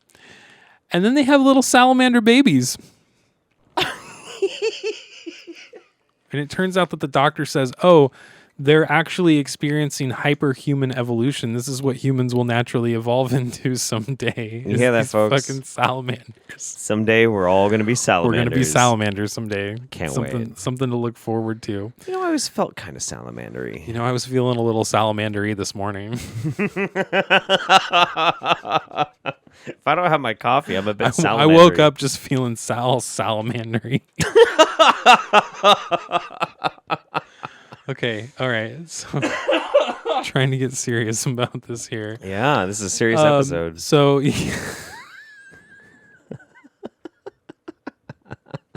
holy Christ. It turns out that the doctor has some treatment, and they track the shuttle to this planet where Janeway and Paris are both salamanders with these salamander babies. And then I think it's Tuvok makes the decision to bring Janeway and Paris back on board and like de-evolve them back into people, but leave their little salamander babies there. Oh, no, he doesn't just take them back. He fuck, it's yours to tell. No, I mean, go ahead, because like I it's burned into my mind. Yeah, you remember this episode a lot more than me. Like I just kind of like I absorbed this, and I'm like right down, but by the end of it, I'm just like, So the ending scene I have rewound and watched probably like 30 times because it's the funniest moment ever in Trek. He scans them and he's like, I do believe this is the captain and Mr. Paris. And then just calmly pulls out a phaser and shoots them both. He just shoots these giant fucking salamanders. And then they're like, what about the babies? I was like, nah. Just leave them. It's their natural habitat. This is where they were born. It's all they know. I mean, it's not like they need parents. Fuck them, right? Whatever. These are hyper-evolved humans. They'll be fine. This episode is fucking ridiculous, I'm telling you. Okay. So, something that I found out while I was looking at the trivia for this episode, there was a special cross promotion with the toy line that makes the Voyager action figures. It was an episode specific Tom Paris doll was made for this episode. Yeah, where he's half salamander. Yeah. There's a de-evolved fucking Tom Paris, and it comes with the accessory that this doll comes with is 3 salamander babies. And it is still it is available to this day on Amazon and eBay. You can go out there and get your Tom Paris Threshold episode doll. Get the doll, take the 3 babies, and casually toss them somewhere. This is their natural habitat. This is where they live now. Fuck it, whatever. It's fine. Let's go. They'll okay. be fine. Okay, so I'm so glad you got this one. Robert Duncan, is that his name? God damn it. Robert McNeil Duncan or something. Oh, Robert Tom Duncan. Paris. Robert Duncan McNeil, I think is his name. I think this is his name. Yeah. He, in reading the trivia for this, it sounds like he was really jonesed about this episode. Like he was really jazzed about it. He thought it was great. Like he describes that scene where he's talking about how he was a special boy as like being able to give like some acting chops to Tom Paris. And I'm like, I watched that episode and I'm like, oh my God, what an entitled, spoiled little brat. That's what I think when I see it. I'm like, this is Luke Skywalker. This is Luke Skywalker episode 4. Yeah, I was for gonna go for race- 7 years. Yeah. Yeah. Yeah, he talked about how he had some creative input on how the episode ended, which, Jesus, I don't like. How could it have ended any worse than that? You know, There are actors that can end up being good writers and good directors, but it's rare. There's a Yeah. reason why actors act Yeah. and don't write. right? And most of the time don't even direct. Yeah. So it's time to talk about what I liked about this episode. There were a couple things that I liked. There were a few standout moments in the very beginning. The simulation keeps failing; they can't figure it out. The nacelles keep ripping off of the shuttle. Okay. The technobabble between Harry and Tom is pretty accurate from an engineering standpoint. Okay. I don't have an engineering degree, but I have a hobby. Like I'm an engineering hobbyist. And so like what they were saying, I was actually able to follow around. So, that actually sounds pretty plausible. That sounds like something an engineer would say, when Sure. you're talking about structural integrity and things like that. They're trying to figure out and everything. And it's kind of cool because Neelix actually gives them an outside perspective and he doesn't really know what they're talking about, but he says something that, makes something click for Tom. And they're like, oh my gosh, you're a genius. Interesting. I really liked that scene. I thought it was really good. It was a really good way to incorporate, the characters and even like, because in real life as an engineer or a engineering hobbyist or whatever, there are moments like that where somebody will give you an outside perspective and they don't necessarily know like everything that you're working on or what's going on, but they'll say something and you're able to think about it in a different way and be like, oh shit, okay, I understand, and that solves a problem for me that I couldn't get around. And, Okay. And that was something that I really enjoyed. The other thing that I really enjoyed was there's a scene where when they first beam Paris back after breaking the threshold and he's asleep and he wakes up and B'Elanna kind of rushes into sickbay to see if he's okay. And he's like, how's the shuttlecraft? And like, rather than being all like uppity and being like, oh my gosh, you don't even, she just like kind of laughs it off and realizes that like, yeah, that's who he is. That's his character. And she's like, it's okay. It's fine. Not a scratch on it. Interesting. Yeah. And I really liked how well that kind of played off and like seemed like it was very well in character for her. I think because like I said, I know you don't like B'Elanna as a character. I kind of think that she's a good character. I don't know. I don't think she's badly written necessarily. It just there was nothing that really ever stood out for me with most of the Voyager crew. Right. I liked the captain. I liked the doctor. That was pretty much it. I would say that like she would probably be my number 3 below those two. Really? Yeah, Okay. yeah, Okay. so, but I will say that her and Tom's relationship was actually pretty well written. It was. It gave you a real sense of like there was once B'Elanna and Tom started being a couple, that kind of brought like a more real world, not like sitcom-y type, but like it almost felt it gave more sense of realness to the show because when you're in those closed quartered environments for a long period of time, like relationships like that are going to develop. Right. Before we move on too far, I do want to give a shout out. I know I told Lore Reloaded in his live chat that we talked about him in our podcast, but it was actually our live reaction view.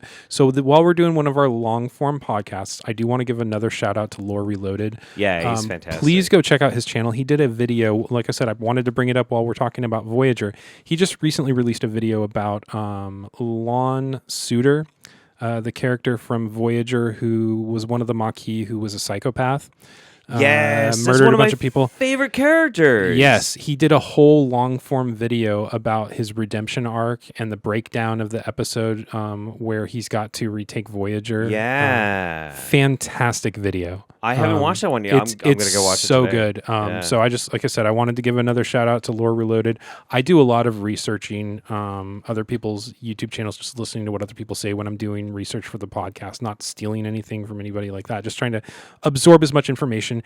And Lore Reloaded, his channel is one that I get a lot of really good information from.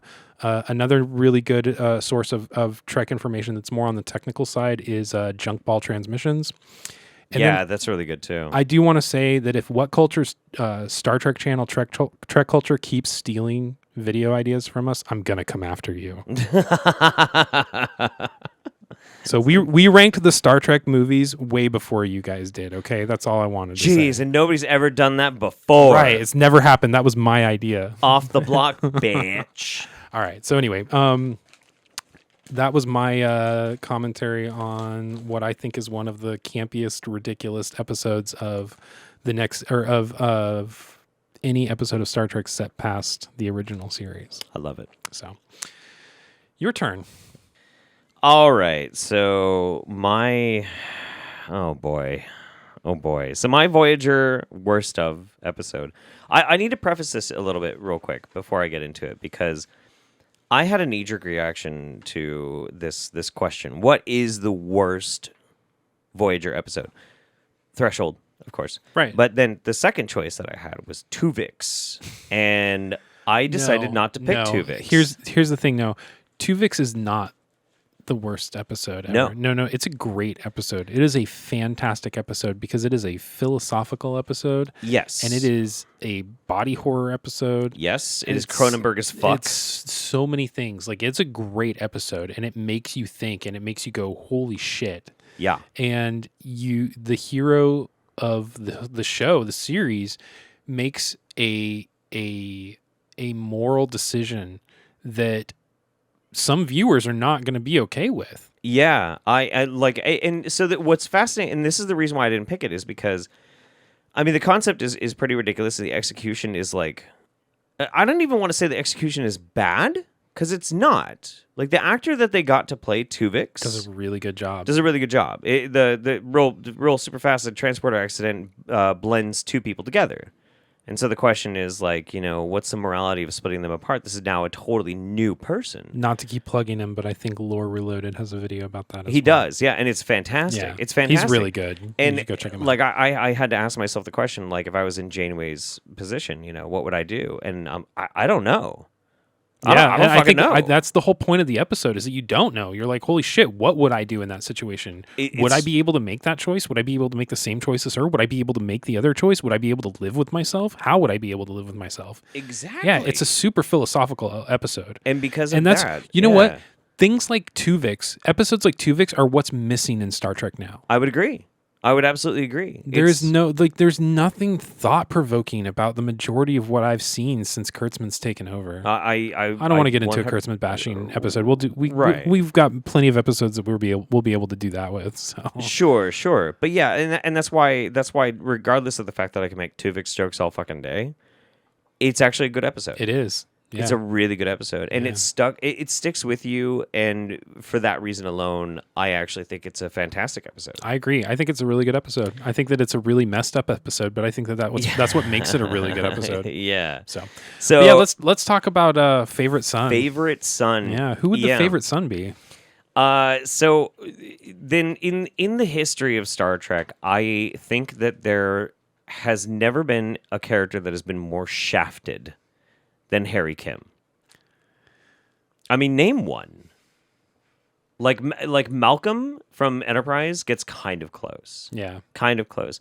I would say Geordi kind of got shafted for a little bit until they started making more Geordi-focused episodes. You know, but for the most part, I really think that they really tried to give everybody their due in most of the series, except Uhura.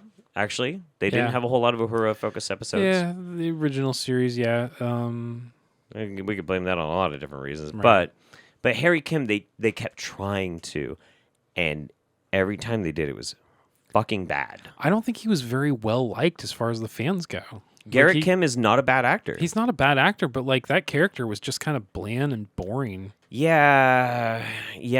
I mean, the Captain Proton episodes were pretty much the only time you really got to see him shine, and that's because they were just being ridiculous, and it's like, Tom Paris and Harry. Do you know that being silly. Garrett Wang is the reason that Tom Morello, the lead guitarist from Rage Against the Machine and Audioslave, was in an episode of Voyager?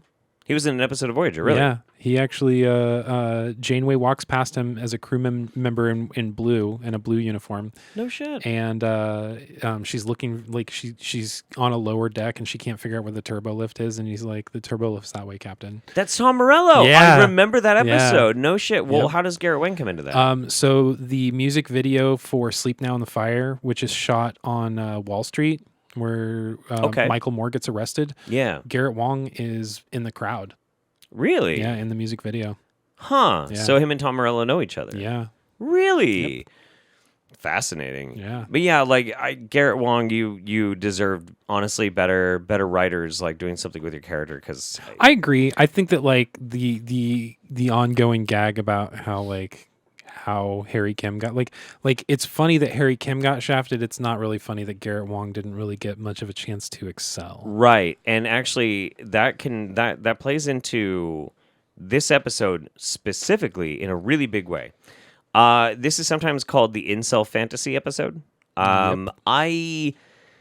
I don't like saying that necessarily. So tell us about that. Like, why would anyone call it the incel fantasy episode? Tell us about what happens in this episode. So it starts out they're making contact with an alien race, and then all of a sudden Harry Kim is like they're gonna attack, and he powers up weapons and like starts firing on them, and they're like, what the fuck? What are you doing? What the fuck are you doing? And they narrowly avoid like heavy fucking damage. Turns out that he was right. They were going to attack, but they're like, how would you know? It turns out, I'm gonna go along with like the progression of the plot.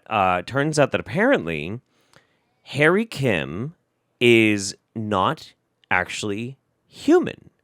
What the twist? Yes. He is, I think it's Teresian. He's Teresian.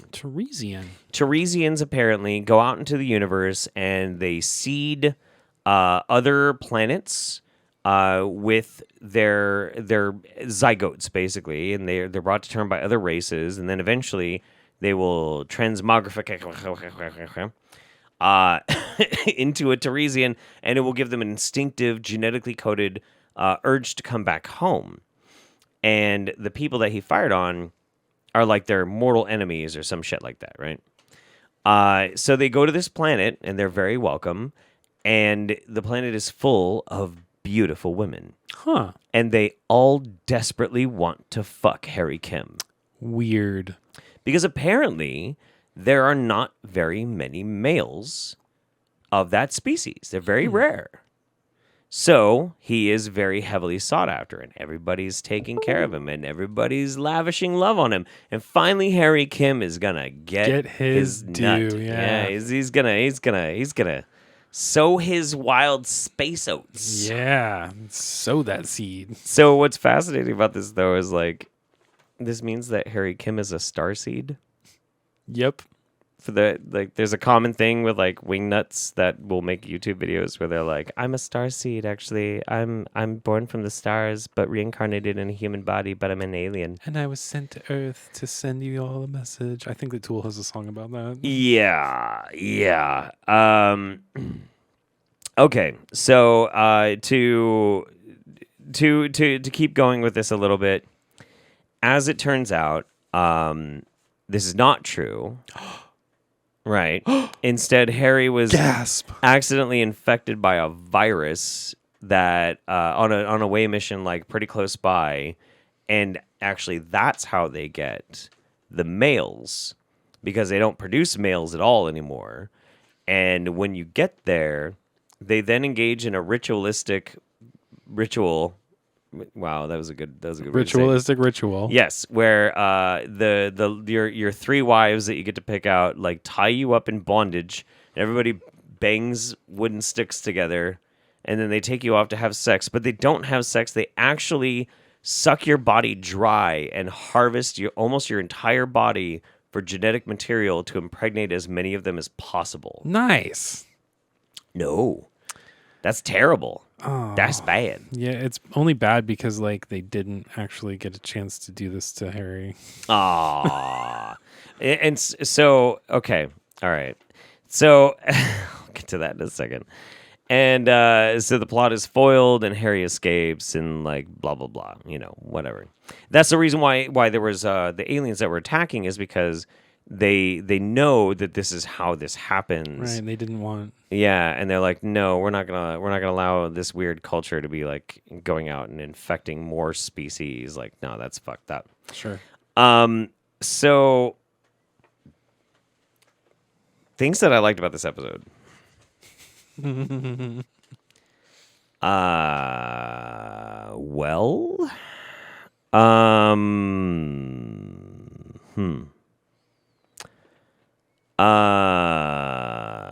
yep. Things that I would change about this episode. I watched this whole episode looking for something that I would like. It's not even that this is the worst episode that I've ever seen. It's really not. In the grand scheme of like all of the worst episodes. I think it's good that there's a species out there that was trying to stop them. That's kind of good. Yeah, that's good, I guess. I mean, there's that, Right? That's even if it's the smallest thing. this is the first time the only time the lighting was really great on the set. This is the only time I've ever seen BDSM in a Star Trek episode. And that's something. That's not true. Oh, Haven't you watched all of Discovery, man? Come on. oh God. Well, up until then, okay. So anyway, Jesus Christ. Oh my God. Okay. So things that I would change. God, I can't wait until we get to the commentary with the Klingon titties. Oh, I know. Okay, so things that I would change. Because there are some really big problems with this episode. Harry Kim doing the initial attack. Like, people die in this episode in engineering. There are fatalities in engineering from the attack. It is possible that if he had just communicated instead, like, oh, they're going to attack, I just know it, please trust me, maybe they'd have a chance to go to battle stations and people wouldn't have just died by him being... like, you're a bridge officer. Most of the time you have enough trust with the captain that if you say, Captain, I think we should raise the shields. Right. And, like, give even, like, a half-assed answer, they'll be like, you know what? It's just a button that we press, like, let's do it out of precaution. Why not? At least he tried, or something like that. But in this, like, they don't even give a shit. They're just like, yeah, people died, but like, hey, whatever. Hey, Harry, what's going on? Hey, what's up? What's up, big guy? No consequences for it. Yeah. It's, okay. Other things that I would change about this episode, let Harry get laid. Like, because he doesn't even get to have sex. He doesn't even get to get laid. I wouldn't change that. No, I mean, come on. At least let him get a little bit of nookie before all that shit goes on. No, Harry doesn't deserve it. And the thing is, like, the least promotable officer in the fleet. Do you know that Harry Kim actually does have sex in Voyager? Really? He does. Season 5, episode 17. It's an episode called "The Disease." I'm not joking. No. I'm not joking. Oh God, is it about? He gets glowing STDs. They did my boy fucking Harry dirty. So at least he should have been able to get laid in this one before he's like, they're gonna fucking kill me. It's an SSTD. Yes, dude. Like, okay, and now sexually space transmitted. But here's how I would have changed this. This episode sucked. And it's boring, and it sucked, and it was sucky, and it sucked. Feels like there have been a few episodes like that we've had to watch for this podcast. But here's what I would have changed. Originally, it was kind of in the drafts that it was going to turn out that he was actually Teresian. Right. And he was going to keep the spots that, like, develop when he's mutating into a Teresian and shit. And that would have actually been a part of his character, is like, actually, I'm kind of here, but he chooses to stay with Voyager. That would have been interesting. That would have given Harry would have given Giving him some character depth. him something. Right. Fucking Anything. something. Even if he has to then reject his genetic heritage, he instead makes the conscious moral decision to stay with the people that he always knows out of a sense of duty. So That's character development. That's plot. you know what the character of Harry Kim reminds me of. And there's a character like this in so many different shows, movies, things like that. Like one thing that I remember is I think it's in Mallrats, where there's like the guy that works at the comic book store, and then the other guy who's like, "Tell him, Steve Dave." Yeah. The guy that like follows the other guy around. Yeah. I feel like he's that guy for Tom Paris. He's the tell him Steve yeah, Dave. he's the kinda tell him guy. Steve Dave for Tom. Yeah, He's just like the little like I'm here to root on Tom Paris kind of guy. They just never give him fucking anything. But yeah, that's favorite son. Probably out of all of the 5 that I picked, We still haven't gotten to Enterprise. we haven't gotten to Enterprise. But I will preface this by saying, like, out of all of these episodes that I've talked about so far, this is probably the worst out of all of them. I don't think it's the worst episode ever of Trek, But it's the worst that you had to do. but it's the worst that I had to do because it's poorly executed, it's poorly written, and they had a real chance to at least do something redeemable with a character that deserved it, and they didn't do it. Sure. Yeah, they So- just kept the status quo going. Right. Yeah. So, all right. Well, that moves us on to our final Trek series. So something that I'll say before Been a long road. it has been a long road. God, that reminds me of the fucking joke that they do that in Lower Decks. They make a joke about Yeah, that. so Riker, Jonathan Frakes, comes onto the bridge of the Titan, and he's like, "I was just watching some of the old the NX Captain Archer Enterprise on the holodeck," making a reference to. Yeah. And he goes, "They had a long road getting from there to here," and he straight says that. Jesus fucking Christ. Yeah, it's bad. It's so bad. Lower Decks is the worst show I've ever seen. I do want to say real quick, but before we get into Enterprise 2, I held off on watching Enterprise for years because of the theme song. Purely because of the theme song. Yeah, it's really great if you watch it on Netflix because they give you that option to skip the intro. And you just skip it. And Yeah, it's fantastic. That's how I ended up doing it. That makes Enterprise a watchable show. It does, and it does suffer a little bit from the Trek curse, which is the first season is a little rough. It's Yeah. kind of hard to watch, but I ended up really loving Enterprise. Enterprise is a good show. It's got some really good characters. Yeah. I was actually just talking to your wife about Enterprise, and she does not like Scott Bakula. He's my least favorite character in the entire show. Yeah, he's the most well-known actor in that show, which is Yes. weird. So Usually I love the captain, but out of all the shows, his character was the most obnoxious to me, but that didn't ruin the show. no, it was still a decent show. Yeah. All right, so on my list, apparently there was, because in trivia they made a point of this every trivia thing that I read. There was a fan convention, a Star Trek convention in Las Vegas in 2016, where the fans at the convention got to vote on the worst Star Trek episodes of all time, of all the series. Yes. On my list, I got number 6, number 3, and number 1. Number 6 was Sub Rosa. That was Okay. voted the number 6 worst Star Trek episode of all time. Okay. Number 3 was Threshold, I believe. That was Okay. voted the 3rd worst Star Trek episode of all time. Okay. And number 1 by the fans was the Enterprise episode that I'm about to do. These Are the Voyages, which is the series finale. Were any of mine on that list? It didn't tell me what the list was. I went episode by episode, and it just said this was voted 6th worst. Mine didn't have any of those. Yeah, Weird, crazy. yeah. So- All right, yeah, go for it. It's Yeah, all you. so These Are the Voyages, which is the series finale, episode 4. Probably like 22 or 23 is the number I would imagine, because that's usually about how many episodes those shows had. It is the series finale, the last episode of the I think it was the last episode that Rick Berman did, I want to say.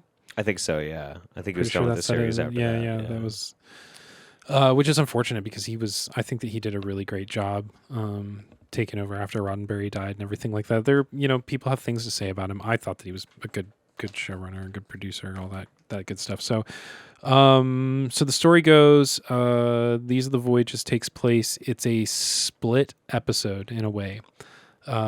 So part of what's going on is I think that there's like a 5-year time jump from the previous episode of Enterprise. So you're 5 years in the future from that, and they're about to sign a treaty that will basically lead to the formation of the Federation. Right.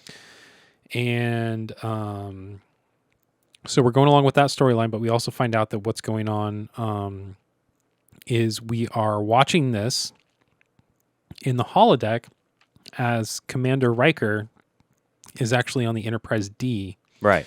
During the Pegasus episode, which, if you don't remember that episode, it's where Riker's former commanding officer, who's now an admiral, comes on board the Enterprise to track down the USS Pegasus, which was an experiment. They had some experimental cloaking device that like made it phase into an asteroid, and he's sworn to secrecy. Episode. Yeah, it's a good episode. Unfortunately, it's made worse by this episode. Oh yeah. Because this episode implies that like Riker's having some moral conundrum about should he tell Picard about this. He was sworn to secrecy and he's not supposed to tell him, and his commanding officer outranks Picard and all this stuff. But during the episode, the Pegasus, Riker doesn't tell Picard until like Picard they already find the ship, and like Picard backed him into a corner and like kind of forces it out of him. Right. You know, So this kind of retcons like a lot it doesn't, of the episode, and it doesn't really jive up. The other bad part about this is that Jonathan Frakes is like probably 15 years older at this point now than when this episode was filmed, and you can clearly see the age difference. Jonathan Frakes and Marina Sirtis both guest star in it as Commander Riker and Deanna Troi. Yeah.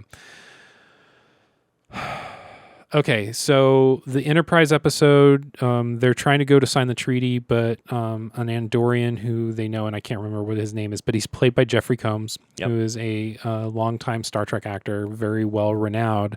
And I didn't even realize that it was Jeffrey Combs until I saw his name, and I was trying to figure out, wait a second, who is that? But he does really good as an Andorian. Yep. He's got to go rescue his daughter that was kidnapped, and he needs Archer's help, and Archer owes him, and blah blah blah. And the spoiler alert, these people come on board after they like basically double cross him to get the daughter back, and Trip basically sacrifices his life to save everybody else. Yep. And on a whole, I would say that the Enterprise side of this story is actually a really good story. Really?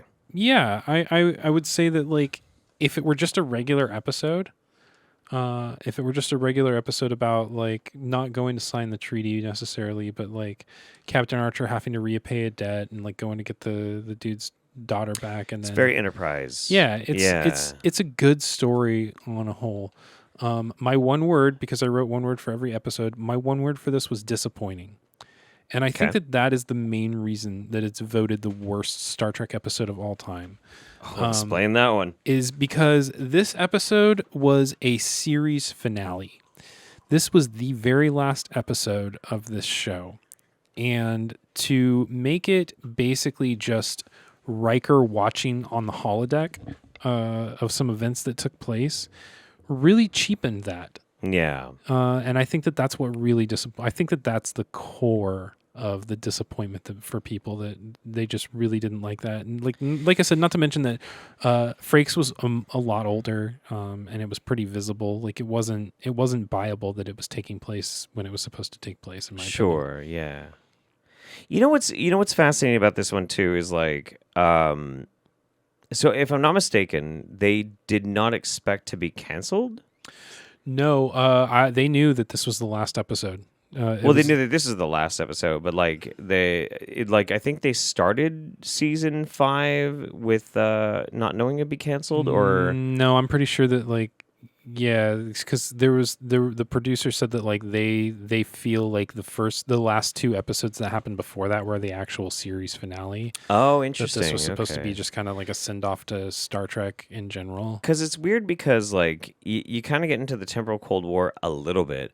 but mostly it's like the Xindi War thing, and that pretty much is kind of ended by the end of season 4. Like the finale of season 4, it really kind of like puts a cap on it. You probably could have ended the series then, Right. and it would have been fine. But there's still some good episodes that happen in season 5. Of course, we have to have all sorts of technical issues on this episode, but whatever. It's all fine. right. Yeah, we're making do. This is the technical difficulties episode. It is. Yeah, it is. Gotta have one of those. So some of you who are watching may notice that it may look like there was a little bit of a change and a shift in there. Yeah, if you paid $1 on Patreon, the audio is still the same, but we had a camera. I had to issue. switch cameras. So Yeah. So yeah, what I really liked about this episode, Trip. Man, Trip is a great character, and everything that he does in this episode is in line with his character, in my opinion. Sure. His sacrifice, it's not like it's made cheap. It's made cheap by the whole gimmick of the episode with Jonathan Frakes and Marina Sirtis. Right. That's otherwise, like, as far as the story goes and everything like that, I think it would have been really good. I did read where, and you know what, maybe you're right. Maybe they didn't know that it was going to be because they talked about how if it would have been picked up for a 5th season, that that episode still would have happened and Trip still would have died. But because there was a 5-year time jump, he still would have been able to be in the next season. Interesting. Yeah. Oh, interesting. Okay. So what I would have changed about the episode, super easy. I would have kept the Next Generation completely out of it. That was super unnecessary. Yes. You could have drawn some of the other things out, given some other characters a little bit more character development, a little bit more room to breathe with that whole thing. And I think that it would have been like, even if that was the last episode and you left that Next Generation stuff out, I think that it still could have been done better, exactly the same with the same plot elements and everything like that. Just leave the gimmick out. You know, and it's fascinating too, because like I've told you this before, but from the series Enterprise, I wasn't a really big fan of it when I first started watching it. I couldn't get past the bullshit theme song, and like then I started watching it, and I fucking hated Captain Archer. Got faith of the heart. Oh my god! Nothing's gonna take that away from All right, yeah. Fucking Rod Stewart. That's and then, a Rod Stewart song. Can you believe that? I can. It's the first time that there has. So even, you know what? Discovery and Picard and Lower Decks, they may be terrible shows, but at least their entries, well, with the exception of Picard, their intros feel like Star Trek intros. That's true. But to have a fucking Rod Stewart song, which is pop, but it's dated pop. Very dated. Like even for the 90s. Yeah, it's just I don't know what I'm thinking. Well, so like I'll put it this way. So like I hated that, and even when I started like watching it and went through the whole thing, I hated Captain Archer, but I was always annoyed by the character. T'Pol for some reason. I don't know why. I don't know why I like T'Pol so much. T'Pol and 7 of 9, man. Yeah, those two strange. characters. What are those qualities that they have? They just had certain qualities that were just. We will always be 12 years old. You know that? I mean, we were when like Voyager was on, at least. So. Yeah. But no. So but the character Trip, I didn't like him. I'm like, what? This fucking space hillbilly? Fuck this guy. I don't like this guy at all. But by like the middle or end of season 2, I loved him. And by the end of Enterprise, Trip is actually probably in my top 3 favorite characters ever in Star Trek. And that says a lot. Like, I grew up with so many of these different shows, and I love so many of these fucking characters. But Trip is such a well-written character that I absolutely adore him. He is fan-fucking-tastic. And you know, there is a thing when you're talking about writing and you're talking about stories that you have to kill your darlings. And I think that universally Trip is loved as a character. I would say so, probably. So them making the choice to give him like a noble death is a great concept. Well, and you know how it's a good choice is because like in my head I'm like, God, I wish they would have killed Malcolm. Oh, dude, I know. Malcolm sucked. Yeah. Malcolm was a I wish terrible they would have fucking character. killed Malcolm instead. But like, Malcolm was awful. that's how that they made a good choice, because you're like, man, I wish that they wouldn't have killed the character that they killed. But I didn't have as strong of an emotional response because of the TNG shit that they threw on. Yeah, exactly. I agree with Yeah. you 100%. That was the one thing that made it that like I said, I feel like, my opinion, but I feel like if they would have cut that Next Generation stuff out, it wouldn't have been the best, series finale ever, No. but it definitely wouldn't have been the most hated episode in Star Trek history. I think it would be interesting, and I feel like it's kind of a missing out on something. Is like when you have these Trek shows too, they all go pretty much in chronological order. There's not really like a huge gap. They did experiment with it once, with Voyager having like a big gap. Right. know, Year of Hell. Year of Hell. Yeah. Right. I don't remember. Does that get retconned at the end of the episode, or does it? It does. That's Unfortunately, bullshit. because it was such Come a great on. episode, and then it's all It's just like that erased. at the two-parter end. is Yep. amazing, It's yeah. one of the best episodes of Voyager. Yeah. Oh, yeah. Agreed. 100% agreed. But you never get time jumps like that, and I think it would have been interesting if, not necessarily if Trip died, save it for like the actual series finale. But it'd be really interesting if, like, at the end of season 5 of Enterprise, like they do a 5-year jump. And the signing of the Federation, and then you still get like maybe another season or two. See him like starting to design the Constitution class or something like that. Yeah, dude, that'd Yeah. be fucking great, and you can still have these like character-driven dramas, and maybe like throw in a little bit of the like a wrap up into the temporal Cold War that kind of like puts a pin on it, so there's a reason why you don't hear about it after that. Everything's wrapped up pretty nice and really well written. I don't know. It's a missed opportunity. They had to keep it top secret, like the spore drive. Like Section 31. Yeah. Jesus Christ. Fuck me. Yeah, there's another part in These Are the Voyages that I was reading about. Excuse me, hold on. Maybe that sounds a little better. Maybe not. Too much Raffi's ragweed. Yeah, there. I've been hitting that Raffi's ragweed pretty hard, so. All right, come Jesus. So there's a line in These Are the Voyages where Riker's on the Enterprise and he's going through the crew manifest of the Pegasus, and he talks about how the cloaking device was drawn up by like some secret organization inside Starfleet, and it's supposed to be like an off the cuff reference to Section 31 or some shit like okay, that. So yeah. who fucking cares? So anyway, Section 31 stopped being cool after DS9. Oh yeah, no, it's The only time it was interesting. It- After that, it- it's been crap. it definitely got like punched into the ground in Discovery. Oh, yeah. Honestly, I was a little bit excited in the very first episode of Discovery when you see that black badge. Like I was like, oh man, is there going to be like some nefarious Section 31 stuff? And then like there's no mention of Section 31 on that ship. You don't get any Section 31 stuff until the second season with the AI, and it's all really stupid and contrived. And everybody and their brother knows about Section 31. Totally removes the whole point of it. Yep. So anyway. All right. Well, my episode for Enterprise is a little episode called Extinction. Extinction. Now, it's really funny because... Is it about dinosaurs? No. So, your Voyager episode, Threshold, my Voyager episode, Favorite Son, and now Extinction all fall into the same trope. I am imagining that sometime in like the mid to late 90s, there was an overwhelming urge to talk about like genetic engineering. It's all about genetic engineering and CRISPR and this, that, and the other thing. So they're like, everything's all like biomorphy kind of shit. We're going to modify the human genome.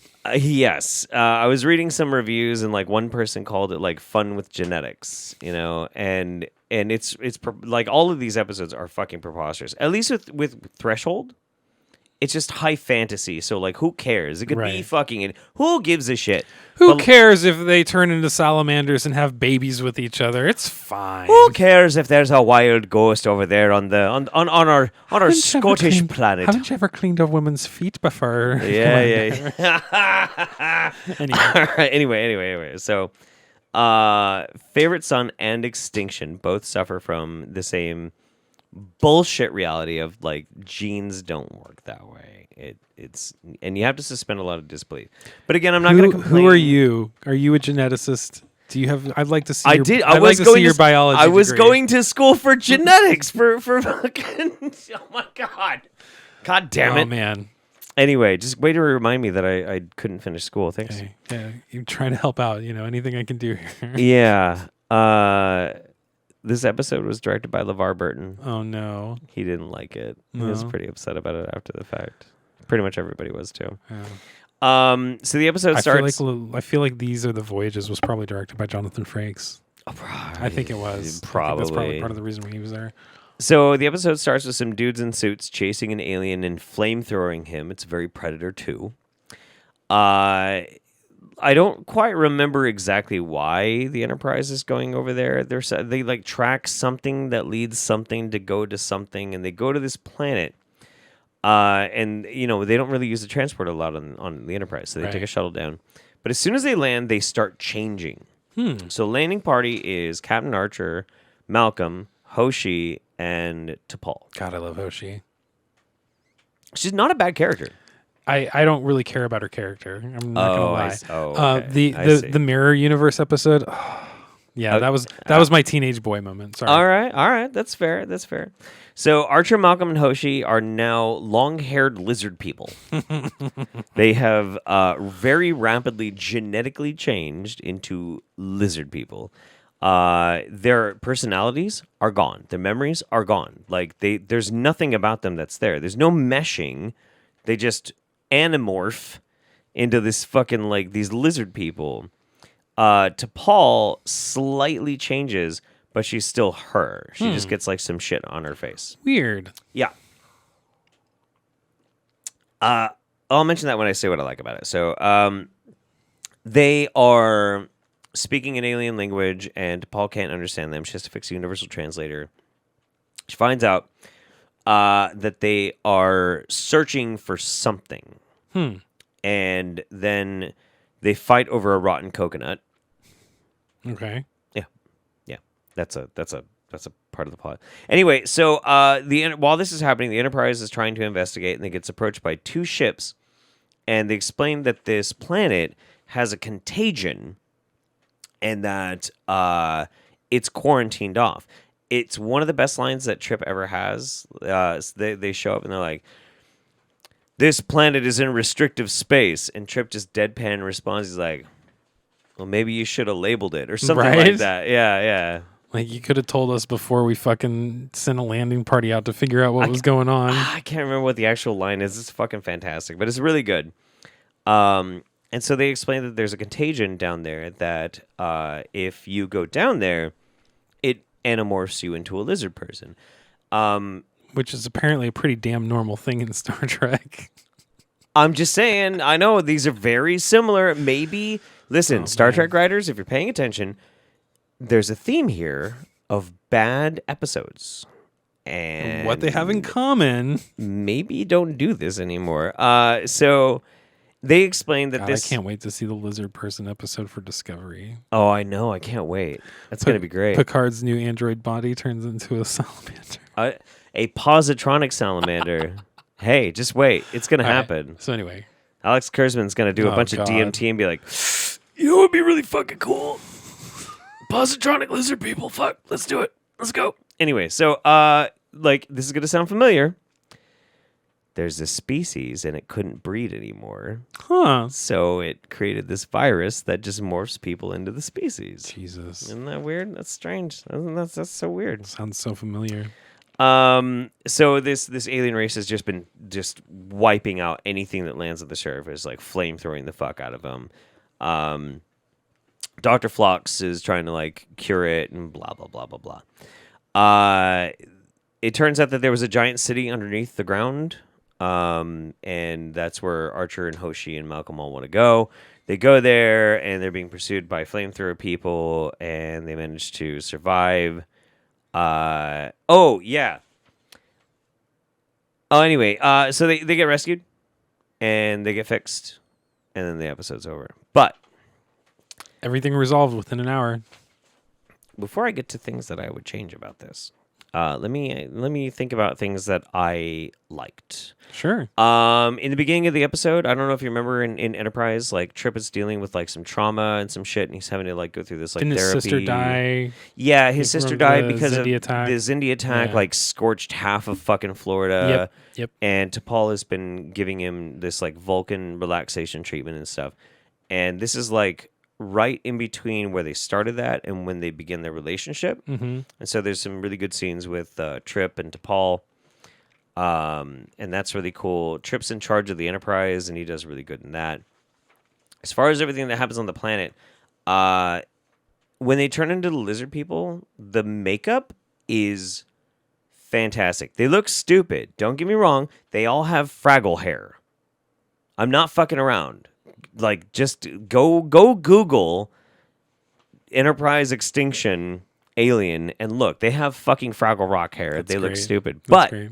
But the prosthetics that they're wearing have these like they have like prolapsed anuses on each side of their face. Oh my god. That like pulse, and it's like that's they're breathing. disgusting. It's like they're breathing through. I know it is disgusting. It looks fucking weird, but it is a fantastic effect. So actually, something about some of these episodes is that a couple of my episodes won Emmys. I heard about that. Yeah, talk about that a little bit before I keep going. Yeah. Before we wrap this up, so the episode "The Muse" won an Emmy for outstanding costume design. Excellent. Probably Loaxana's dresses. Yeah, and her baby costume. I'm sure that's what Sure. did it. And then Threshold actually won an Emmy for makeup, outstanding makeup.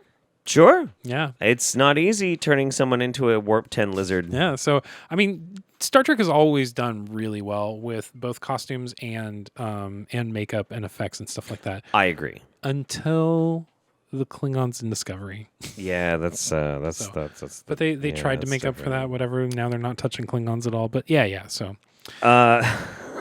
so really good prolapsed anuses on their faces. Okay. Yes. So things that I would do different about this. This is actually a really boring, mediocre episode. It is extremely boring. I can't hammer this enough, and I hate that we're ending on such a boring episode. But I can at least make it kind of interesting. It's very boring. It didn't have to be. There is a certain type of like Lost City Lovecraftian vibe to this episode that I think is interesting.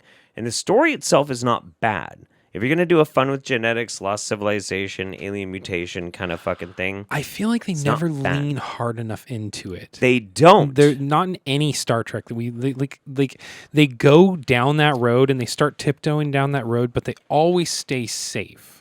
Right. And they don't like lean hard into it. And I think that if they had a couple episodes, because like with Year of Hell, like they leaned hard into the whole like everything was fucked up, you know? And sure. And of course, obviously, at the end of 2 episodes, they retconned it and made everything go back to normal. Which is unfortunate. It's super unfortunate. But they, like, at least, you know, for that time being, like, in the beginning, before you realize that happens, like, they're hard into that concept.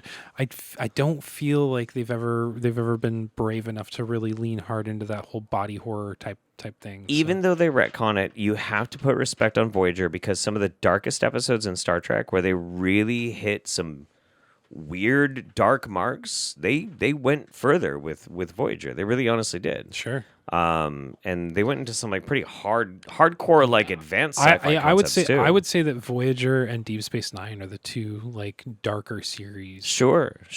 And they really push the boundaries. Yeah. Yeah. No, dude, I 100% agree on that. You know, like, you know what it reminds me of too? The other TNG episode that I almost picked instead of Code of Honor was Masks. Which one was that? You'll have to remind me. The one where there's an alien artifact that's infecting the Enterprise, and it kind of takes over the holodeck and starts turning the ship into this ancient grotto, and Data's wearing this fucked up clay mask. And he's like portraying these ancient gods and shit, because it's like this weird old relic. I'm sure that I've seen it, but it's not ringing any bells off the top of my head. We are gonna watch that as soon as possible. Yeah. It is so fucking bad. Yeah. So I would change. And also, the thing is, like the whole concept behind this is that they're genetically driven to find the lost city of Urquat. Right, Urquat. We need to get to Urquat. And Urquat, it turns out, is like a lost civilization city. It reminds me very much of like the DuckTales movie or like an H.P. Lovecraft kind of fucking thing. Yes, those are related. Don't question it. Don't question it. So, but you see Urquhart like 22 minutes into the episode. Wait, is Urquhart like the actual like El Dorado? Isn't that the name of the city that ended up being El Dorado? It might be. Or I would maybe- not be yeah. that surprised if they were that fucking lazy with this Yeah. episode. But like it's not the payoff. It's like the transition in Act 2. And like if they could make Urquhart like part of it, like it could have a good payoff.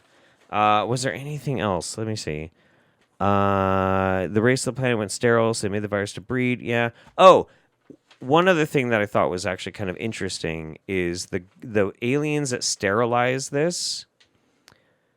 Apparently, the reason why they're so hardcore about this is that alien virus got to their planet and did infect people, and it infected 10 million of them, and they all had to be purged. Damn. That's pretty fucking hardcore. Yeah. But yeah, my last note was this episode was boring. Yeah. So hopefully we'll never have to do an episode that's this grueling to research again. You know what I had an idea for the next episode? Oh, well, please tell me. Make our dream bridge crew. Our dream bridge crew. Yeah. I mean, I think that we could definitely incorporate that into the next episode. I don't know that would be a full episode's worth. But then we also have to go through and we have to find our favorite moments of each character and the episodes that they happen in, and then we have to talk about it. Maybe. Maybe? I don't know. I like that. I don't know. All right. I'm also like I'm open. Ambushing you in the middle of an episode with an idea for an episode. I'm also open to the idea of like any one of our 4 viewers now, because I think we're up from 2 to 4 viewers. Any of our 4 viewers that want to put an idea for what our next podcast should be into the comments. I do read the comments, and sometimes I interact with people. My YouTube name is MindForLease. So, but if you have an idea for what we should talk about or anything like that, I'm open to suggestions. Sure. We may or may not take it, and if we do, like, we'll probably give you a shout out or anything like that. Not that that's really like that big of a deal. Like, oh my god, these 2 guys that talk about Star Trek for 2 hours that nobody gives a crap about shouted me out in a YouTube video that nobody watches. So, but anyway, yeah. What was Archer's dog's name? Porthos. Spot versus Porthos. Spot- Deathmatch. Who would win?